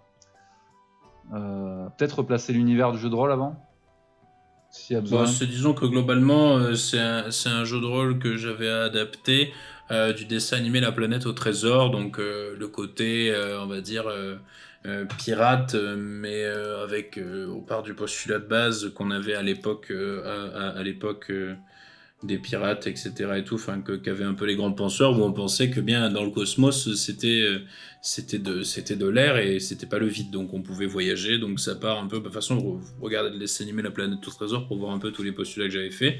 Et donc il y avait un peu près la même idée, et avec aussi le côté un peu cybernétique, steampunk, où bon, on peut avoir des bras mécaniques, etc. et tout ça pour donner un petit côté steampunk, en plus au côté fantastique, le fait de pouvoir avoir des vaisseaux volants. Mais tout dans une atmosphère très pirate, comme le dessin animé en fait. Donc vas-y, je t'en prie, continue. Ouais, non, mais c'est bien. Ouais, donc du coup, on avait chacun, Greg et moi, donc nos personnages. Bon, respectivement, Greg avait fait un gros bourrin avec une énorme épée, et moi j'étais plutôt parti sur un sniper, on va dire, ou un pistolero, un mix un peu bâtard des deux. Mhm. Et donc on s'est retrouvé dans un combat contre une dame complètement, on va dire, robotisée, ou quasiment, qui foutait une bonne branlée à mon personnage, de manière tout à fait logique, jusque-là. Et tout à l'heure, on parlait donc des boss qui foutent des branlées, bon là c'était clairement le cas, mais on a aussi parlé du fait de récompenser les joueurs au bon moment et de leur donner les bons bonus au bon moment. Et là, pour le coup, on a Greg qui nous avait fait une très belle interprétation de Théodore, du coup, qui était le grand frère de mon personnage à moitié mort, et qui avait en plus fait un très beau jet pour lui mettre un grand coup d'épée dedans. Et malgré le fait que le boss était à ce moment-là quasiment full vie, on était parti sur un one-shot. Hein. La nana s'était fait littéralement couper en deux. Et voilà, grand moment qui illustre bien ce côté de trouver le bon truc pour rebondir sur un boss trop fort ou récompenser un joueur qui fait une belle action, qui la met bien en forme, tout ça. Je sais pas si vous vous souvenez un peu. Ouais, si je me rappelle, je crois que c'était une des premières ladies que j'avais présentées, justement. Ça s'appelait les ladies, justement, c'était C'est ça, j'avais terminé. des assassins mécanisés en fait. Et qui avaient des pouvoirs en plus occultes par-dessus le marché, donc bon, je crois que c'était une des premières que j'avais manufacturées avec mes règles et que je m'étais un peu chauffé. Un truc, Ouais, clairement. je leur avais mis des facultés un petit peu trop abusives et que, du coup, après, il a fallu un petit peu rajuster en cours de route avec, disons, l'intelligence des joueurs, justement, sur comment arriver à combattre quelque chose comme ça. Et après, il y a eu, voilà, tout qu'il faut. Après, je pense que il faut quand même, quand on, comme disait Gary tout à l'heure, je pense qu'il faut, quand on tweaks un petit peu comment dire, ce que l'on avait prévu de base, il faut quand même rester dans l'ordre de la logique, quoi. Ouais. C'est le truc de pas trop faire quelque chose de trop visuellement abusif, mais faire un truc où bon bah peut-être voilà il y a peut-être une action de quelqu'un a fait que elle est déséquilibrée et que ça laisse une fenêtre pour la suite de quelqu'un, etc. quoi. C'est un peu ce qui s'est passé d'ailleurs après coup. Je crois qu'il y a eu une action un peu coordonnée, mais à la suite qui fait que ça a laissé la porte ouverte à une action lourde où elle s'est mangé un coup que peut-être en 1 contre 1 ne se serait jamais pris, quoi. C'est ça. Et du coup, voilà, c'est vrai que après, c'est du réajustement in situ. Mais voilà, mais là après, comme je disais, t'es vraiment sur des règles, des règles faites maison. Et je suis pas non plus un MJ qui est très très fort en tabletop. Et donc c'est vrai que quand je dois faire de la pondération un petit peu de statistiques comme ça, j'ai jamais été très doué pour faire vraiment les boss les plus taillés haute couture pour tel groupe, etc. et tout. Mais ça n'empêche pas que les rencontres soient à chaque fois super. Parce que ce qui est On t'a important, pas c'est bien ce qui se entendu, passe en fait. frère. Ah, allô, vous m'entendez? C'est bon, Oui. on t'entend mieux. C'est mieux. Ouais, mais ça n'empêche pas que les rencontres elles soient à chaque fois géniales. C'est-à-dire, ouais, Clairement. t'as un impact avec la façon dont tu règles ton monstre, mais après, une fois qu'on est dans l'interprétation et dans qu'est-ce qui se passe et dans les actions, ça se passe très bien. Donc, Oui. on est Après, le pas truc, esclave c'est de d'être son en phase système. avec les joueurs. Oui, voilà, je pense que c'est ça, je pense vraiment le truc qui est important à garder à l'esprit. C'est qu'il faut pas être esclave complètement de son système de règles. Et c'est quelque chose que je trouve peut-être, c'est trop de MJ qui sont vraiment là où il se passe un truc, et même ils vont casser l'action, et ils vont ouvrir le codex numéro 4, à aller chercher le petite règle en mode eh ben, tu as +3 sur ton jet de dés. Ah, purée, il fallait juste le dire, quoi. C'est genre quitte à se gourer et donner un +4 alors que c'est pas +3 dans les règles, quoi. Mais juste parce que le MJ juge que là, voilà, quoi. Parce que des fois, ça casse un peu. C'est un peu ce côté esclave, justement, des règles qui casse un peu le rythme, je pense, globalement. En plus d'être pas forcément. D'être pas forcément agréable pour le MJ qui a pas trop de prise, peut-être, sur l'univers dans lequel il joue, quoi. Même si ça peut être rassurant pour des jeunes MJ, je pense.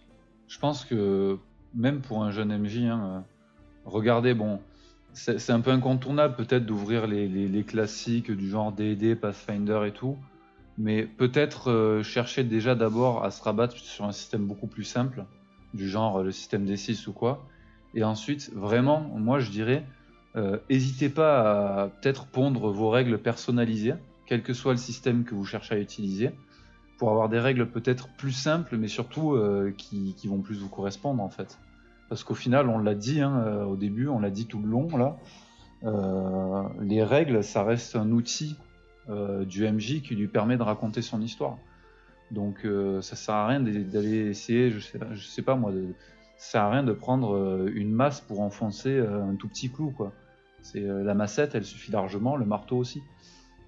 Donc ouais, voilà. N'hésitez pas à avoir un truc que vous avez refait à votre sauce si vous avez peur de faire vos propres règles.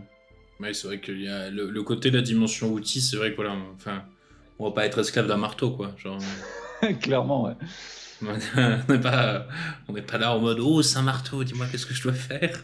Je suis sur ta chaîne là, je regarde un peu les sujets que tu as traités. Peut-être que ça pourrait être cool de reparler vite fait d'un des sujets que tu as traités. Je sais pas ce que tu en penses. Oui, bah après ça c'est plus. Enfin, après on va rester dans le sujet quand même, on va pas déborder sur d'autres podcasts, mais ça après c'est plus dans le sujet. Bah, les règles, on a parlé mine de rien, on a retraité un peu du sujet que j'avais traité en parlant des boss un petit peu.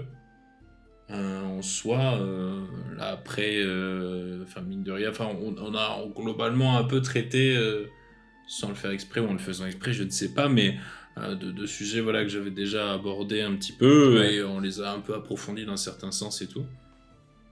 Là après, est-ce que Greg, toi tu aurais des anecdotes, des expériences, des pensées libres à proposer sur le sujet aussi là du coup? Ouais, moi j'ai une anecdote.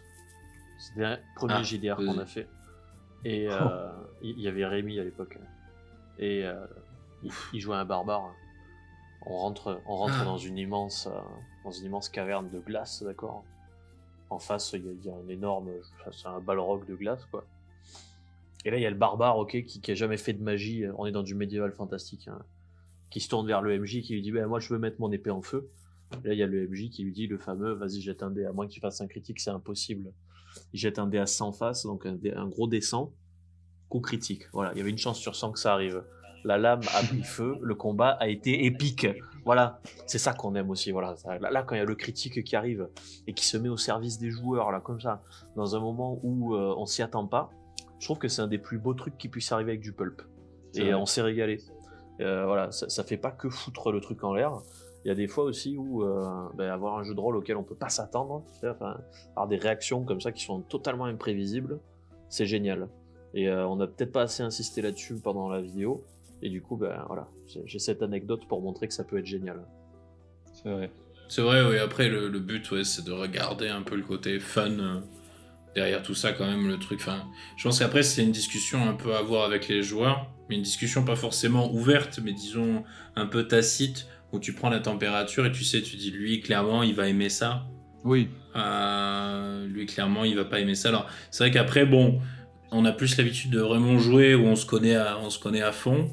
Maintenant, je peux comprendre que quand on fait des scénarios dans des conventions ou des trucs comme ça, où je vois des MJ des fois qui me disent je sais pas trop comment j'aborde ça parce que je connais pas vraiment mes joueurs et tout. Alors moi, ça m'étonne toujours un peu parce que moi, j'arrive pas à concevoir moi faire du JDR avec des gens que je connais pas forcément. Donc du coup, c'est un peu compliqué. Mais disons que je peux comprendre après que ça peut être des fois un peu dur, mais je pense que c'est quelque chose d'important où il faut s'assurer d'être en phase avec la personne, enfin avec les joueurs du coup, qui restent des personnes, pour être sûr de vouloir raconter et de savoir un peu comment on appréhende au niveau des règles et tout. Est-ce qu'il y a des gens qui vont vraiment aimer ce côté très lourd sur les règles? Et après, aussi voir un peu répondre à leurs attentes d'une manière globale, quoi. Mais que ce soit dans le roleplay, dans l'intrigue, dans plein de trucs et tout. Faut qu'il y en ait un peu ça pour tout englobe le plein monde. de choses, quoi. Oui, voilà. C'est genre, s'ils aiment bien. Parce que c'est vrai que c'est quelque chose que une remarque que je m'étais faite quand à un moment on était parti avec Greg là, regarder le jeu de rôle de mon cousin, du coup, qui a envie de l'éditer, du coup, qui a une très bonne mouture, du coup.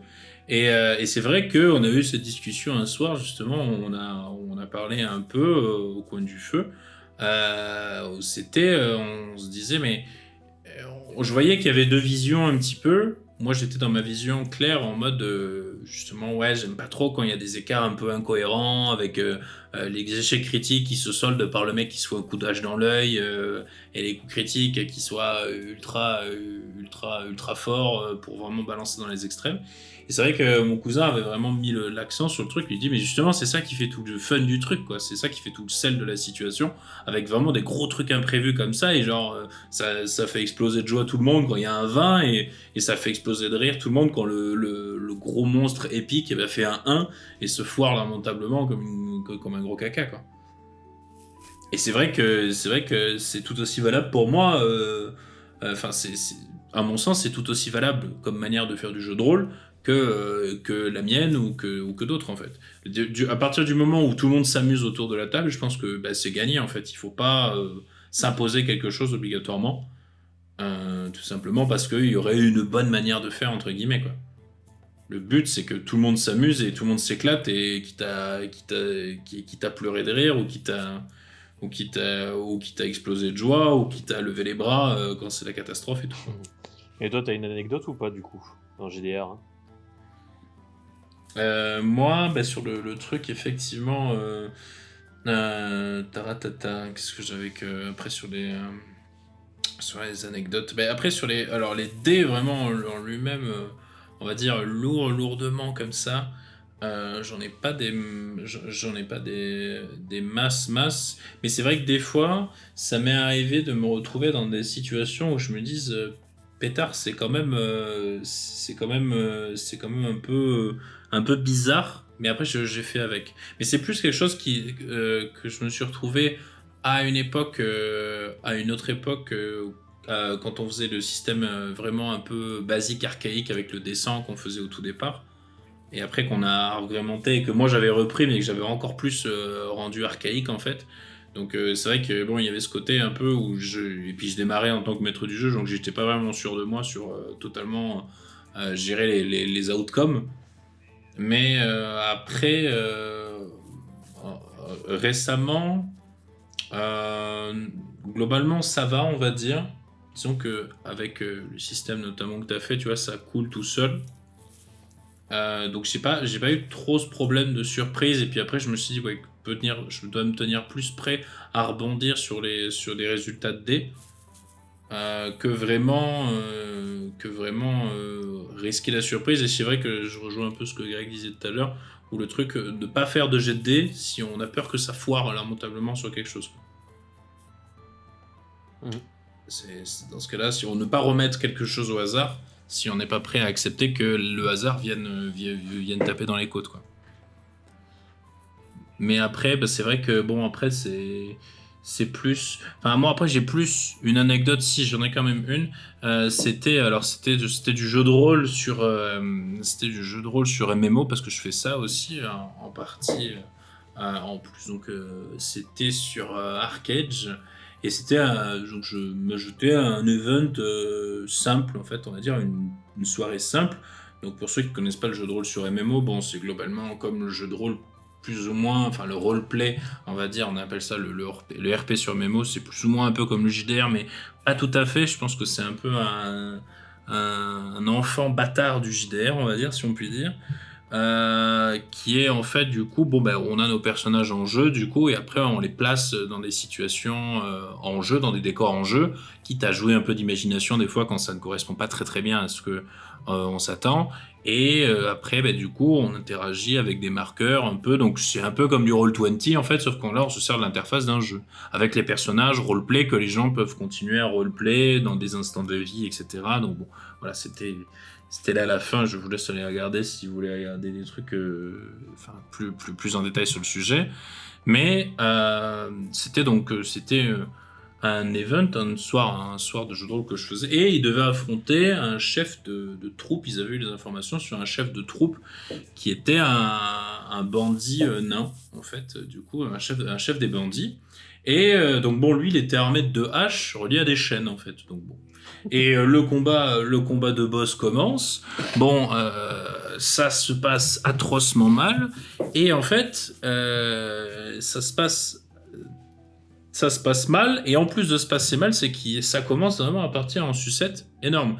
C'est-à-dire qu'il y en a une qui a un arc, qui fait un échec critique et qui du coup se retrouve à tirer sur un de ses coéquipiers. Un de ses coéquipiers qui veut faire une attaque, qui fait de nouveau un échec critique. Je crois qu'ils étaient 3. Alors, faire de nouveau un échec critique après qu'ils étaient déjà bien entamés. Hein. C'est pas dès le début du combat, c'est genre du coup. Donc la flèche lui met à mal. Il refait un échec critique, il se gamelle par terre, il se fait mal lui-même, il est aux portes de la mort. Là, le troisième du groupe fait un échec critique aussi, c'était un magicien, et pareil, il se refout dans la merde. Tout ça dans l'espace de à peine 2 tours, quoi. C'est genre, tout le monde a fait ses petits échecs critiques dans tous les sens.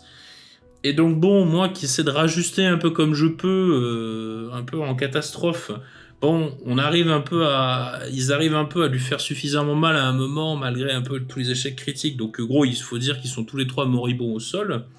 Et ils arrivent à lui faire suffisamment mal. Et là, bon, je prends la décision de me dire, bon, bah, le chef va se barrer, en fait. Il va prendre le magot et il va se barrer. Parce qu'il sent que la situation devient trop tendue, parce qu'il a peut-être il a pris un gros coup, et il se dit qu'il a pas envie de tenter, il a pas envie de mourir. Je me dis bêtement, il a pas envie de mourir. Bon. Et du coup, je le fais sauter du balcon, on va dire, de l'endroit où il se battait, pas très haut, et je lui fais quand même faire un jet quand même. Je par le principe, je me dis, je fais un jet aussi, voir comment est-ce qu'il est blessé et tout, et il fait un échec critique aussi. Et alors là, je me dis, bon, bah, catastrophe générale. Du coup, en plus, je faisais mes jets visuels, quoi. Je cachais pas mes jets de dés, parce que c'était des jets de dés qu'on faisait en jeu, donc je les cachais pas.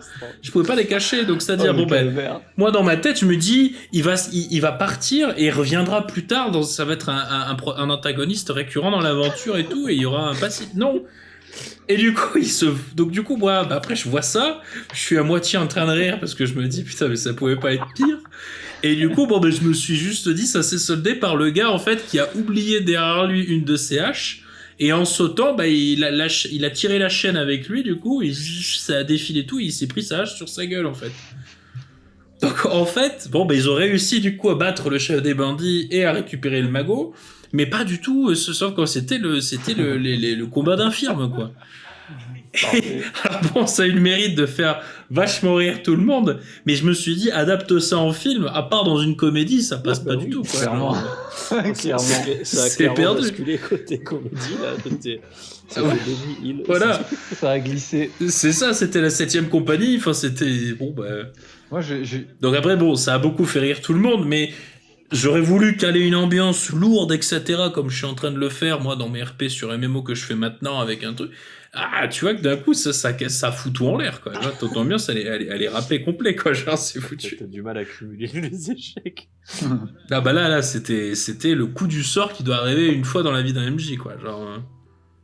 Ah ouais, non, mais ça, c'est... Et donc voilà, donc c'est après, bon an mal an, ça se finit bien, parce que dans le sens où tout le monde a rigolé et que ça reste quelque chose d'anthologie qui restera à tout jamais, que je pense que même eux, les joueurs, vont se rappeler. Je crois pas que... Enfin, j'ai plus de contact avec eux, mais je pense qu'ils se rappelleront toujours.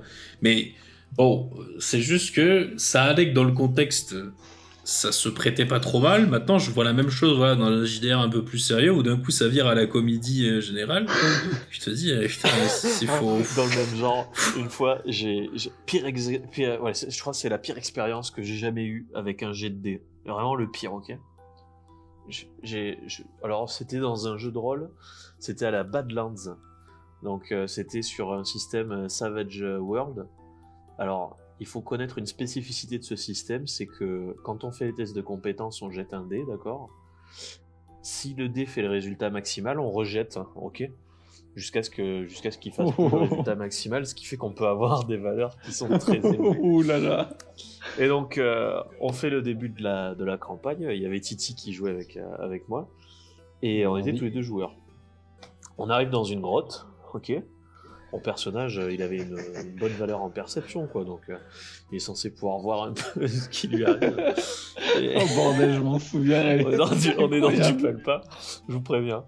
Donc, on trouve des ossements. Enfin, non, même pas. Enfin, la grotte, on vient là pour chercher de la roche fantôme ou je sais plus quoi.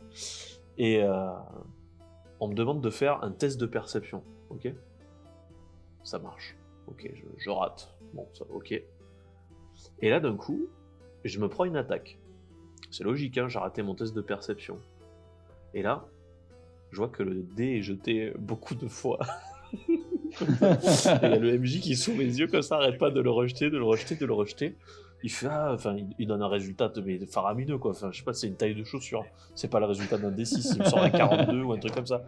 Et moi, je suis en train de regarder ma feuille perso, je me dis, ok, ça fait combien de réussites ça, mais jamais je pourrais l'encaisser.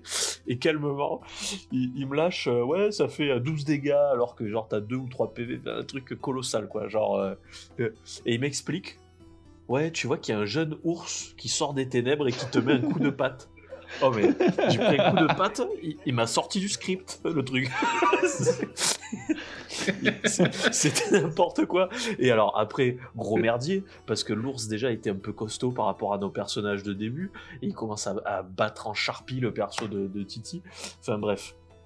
Voilà, comment un système comme ça avec des critiques et du pulp, il peut mais littéralement vous niquer le truc, quoi. Début de partie, oui, tu prends ta feuille personnage, tu sais, tu vas faire une photocopie, tu marques numéro 2 et tu fais allez, on reprend les gars. Ouais, non, mais ça, c'est. Il a frappé tellement fort, il l'a sorti du script. Il l'a punch dans Into the Cosmos of No. Putain d'ours. Ah ouais, tu passes une après-midi à faire ta feuille perso pour crever comme ça, tué par un putain d'ours. Qui a appris le kung-fu. Eh mais c'était mince. Le truc, il avait la pierre d'infinité, il m'a fait une Captain Marvel, c'était n'importe quoi. Il a été entraîné par Maître Boy. Ça reste un souvenir très, très drôle. Après voilà, c'est amusant, mais disons que bon, tu te dis, c'est là où tu vois, tu te dis, bon, ça tient à pas grand-chose des fois que ça arrive, les vieilles... les Ah, vieilles, mais ça- enfin, comment ça dire, tient les à pas vieilles grand-chose. incohérences pas très logiques où tu te dis, bon, il est après le kung-fu, le petit ourson, De toute façon, quoi. les critiques, ça peut Il a toujours chaud. donner des trucs géniaux, hein. Moi, j'ai eu droit à l'inverse Il a chaud. il y a une petite année de ça, là. C'est un JDR que j'avais fait avec mon coloc et un très bon pote à moi. Je leur présente, donc c'était un peu du dark fantasy, justement avec ce côté un peu pulp. Et du coup, il y avait un espèce de gros croisé très bourrin, très débile, un mage de feu et un espèce de voleur qui avait un pouvoir où il pouvait faire des portails un peu à la Wakfu et accéder à une espèce de dimension de poche, un peu comme dans un havre-sac. Et on arrive vers la fin de la campagne, et là, je leur présente un personnage qu'ils ont vu déjà plusieurs fois, un gros méchant, un loup-garou qui fait de la nécromancie et tout, le machin énorme, badass, un demi-dieu, enfin voilà quoi, le truc où c'est clairement, voilà, c'est un des gros combats que vous aurez du jeu de rôle et tout. Bon, c'était dans une séquence où tout se passait sur la grande place de la capitale, avec le ciel qui avait changé, tout ça. Et, en gros, l'idée, c'est, bon, ben, normalement, bon, la capitale, elle se fait défoncer par ce mec et son armée, et puis, eux, ils vont peut-être faire ce qu'ils peuvent pour sauver du monde. Et là, plutôt que de faire ce à quoi je m'attendais, parce que c'était comme ça que je l'avais présenté, c'est-à-dire sauver un maximum de monde en combattant l'armée du loup-garou, ils me disent ouais ben non, on va tenter un truc, on a une idée. Et ça, bon, quand les joueurs disent ça, on peut jamais leur refuser, mais on se dit toujours qu'on a l'aider avec nous pour refuser ce qu'ils vont faire. Sauf que là, ils m'ont présenté la séduisante idée de bon ben alors le croisé là, il va faire une charge dans le vide, mais il va tout donner, hein, il va faire sa meilleure charge, et voilà. Le mec avec le portail, il va le faire rentrer dans un portail et ressortir tout droit au-dessus du loup-garou le plus haut possible dans le ciel. Déjà, je me suis dit, bon, ils vont sacrifier un perso pour leur truc, c'est un peu... Mais bon, passons. Et le mage de feu qui fait, et moi, juste avant qu'il passe le portail, je l'embrase, je veux que ça devienne une comète. Donc il me baptise cette attaque la comète de Gormaric. Bon, je me dis, il y avait tellement de construction autour de ça, je me suis dit, bon, on va au moins les laisser faire leur attaque, et puis, bon, j'aviserai sur le moment pour rectifier le tir. Et bon, ben, successivement, le mec qui joue le croisé me fait son jet de dés, il me fait un coup critique. Je me dis, ah putain, ça rajoute quand même de la beauté au geste. Le mec qui fait son portail, un coup critique aussi.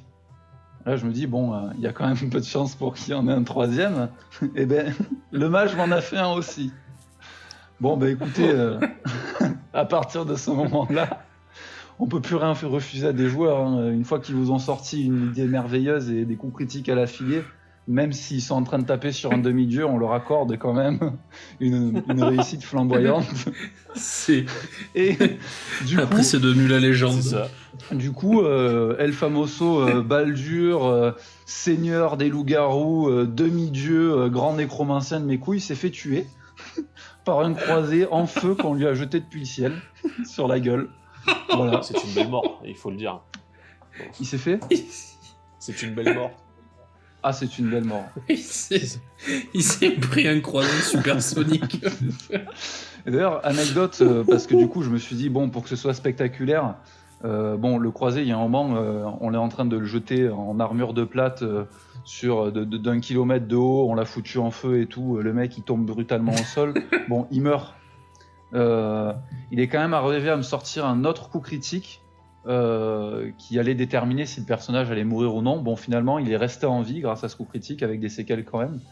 Mais voilà. Ils m'ont fait 4 coups critiques sur une action. Et ça, je crois que c'est le coup de chance, le plus gros coup de chance que j'ai jamais vu dans un JDR.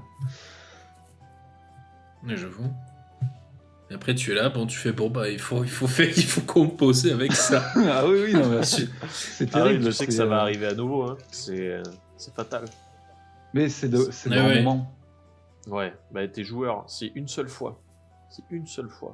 Tu as le malheur de leur laisser faire, je sais pas, un salto avant d'attaquer le troll et de leur donner un bonus de 1 ou 2. Tu peux être sûr que les mecs, ça va être des toupies Beyblade. Hein. Enfin, ils vont pas arrêter de faire des saltos. Ça va déconner, tout le monde va monter l'acrobatie. Enfin, ils vont absolument vouloir le réutiliser. Ce qui est une belle chose. Ah oui, non, mais c'est. Ne leur donnez jamais Jamais. Et possibilité. du coup, Jamais. Et du coup, ça a laissé place à tous les abus. Hein. Forcément, derrière, ils ont forcé pour avoir la compétence, le pouvoir, commettre de Gormaric, qui est une attaque combinée. Enfin, c'est vrai que ça laisse place après à tout et n'importe quoi. Mais bon, c'est aussi ça qui fait le fun. Hein. Oui, voilà, après ça fait tout le sel de l'élément, quoi. Bon, bah, très bien. Bon, bah, du coup, si on n'a pas d'autres anecdotes ou de pensées, on va juste passer à la conclusion, parce que ça va faire 2 heures bientôt. On a 1h51 de rush, Ouais, quand même, déjà, c'est pas ouais. mal. Hein. Ça va faire un truc. Bon, un peu moins, je pense que je vais couper certains passages et tout, où on a rajusté des micros et tout. Mais bon, c'est déjà bien quand même, c'est une bonne chose. Bon, alors, pour le niveau de la conclusion, bon, c'est pas vraiment. J'ai pas vraiment écrit un script précis là-dessus, mais globalement, bon, qu'est-ce qu'on pourrait en conclure un petit peu de tout ce qu'on a, de tout ce qu'on a dit, de tout ce qu'on a podcasté durant cet environ 2 heures. Qu'est-ce qu'on pourrait conclure? Est-ce qu'on conclurait pas en donnant chacun un peu un avis final sur notre vision de la place des dés dans une partie de JDR? Oui, mais allez-y, je vous en prie, ouvrez le bal, messieurs. Allez, ben les dés, je l'ai très bien dit tout à l'heure, il faut vraiment que dans l'esprit de tout le monde, ça reste un outil du MJ pour raconter son histoire. Voilà. Chaque JDR doit avoir son propre système de règles, choisi d'un truc déjà existant ou non, ou créé, pour aider à développer son histoire. D'accord. Hmm.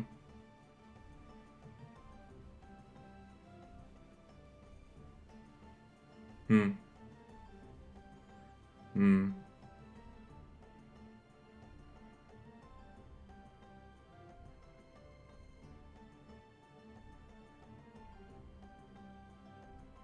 Hmm. C'est vrai que ouais, il y a un peu ce côté, faut bien. Je pense que Titi a très bien résumé le truc en donnant cette idée tout à l'heure, cette notion d'outil. Je pense qu'il faut pas voilà, se laisser trop. Comme Greg dit justement, faut pas non plus trop se laisser déborder par l'outil qu'on propose. Parce que peut-être après, je vois peut-être beaucoup de MJ qui placent vraiment trop peut-être l'outil des dés trop au centre. En même temps, est-ce qu'on peut leur en vouloir parce que vraiment on a fait des dés, l'iconographie, comme je disais au début, traditionnelle du jeu de rôle, quoi. C'est genre, tu dis jeu de rôle, enfin tu vois tout le monde, ils ont soit des t-shirts avec un dé 20 dessus, des colliers, des pendentifs, des trucs, voilà, c'est un peu le truc emblématique. Et c'est vrai que c'est juste un outil, je pense, et il faut pas non plus en faire une. Enfin, j'allais dire le mot un peu fort, mais peut-être une religion. Enfin, c'est un peu des fois ce que je vois chez certains MJ, c'est de. Vraiment, ils sont dans la religion du dé, quoi. C'est genre. Enfin, la religion de la règle, quoi. Ça doit être suivi comme ça. Et bon, je pense que c'est un peu les mêmes. Tu sais que après que tu aies marqué un but au baby-foot, il crie que tu as fait une roulette ou une flippette inversée de Monaco et que c'est pas autorisé, tu vois. Comment tu fais. Oh là là, mais tu voudrais pas te calmer C'est un bon, peu? tu l'as Oui, prise de la balle. les petites roulettes là, c'est du spectacle, putain. Voilà, Il y a c'est que les bon. rageux et les casse-couilles qui veulent pas faire de roulettes au baby-foot. Alors laissez vos joueurs faire des roulettes des fois. Voilà, c'est le conclusion. Laissez vos joueurs faire des roulettes et quelques flippettes de Monaco ou de Mandchourie là. Et puis bon, après, l'essentiel de toute manière, c'est que tout le monde s'amuse, pas forcément. Enfin, on n'est pas là pour faire de la frustration. Et je pense qu'après, ouais, enfin voilà, toujours garder à l'esprit que bon, ben, s'il faut des joueurs des fois rajuster un peu le tir, ben, pour pas que le fun en dépérisse, c'est le mieux à faire. Ouais, du coup, les gars, pour la fin, c'est qui parle? On jette les dés.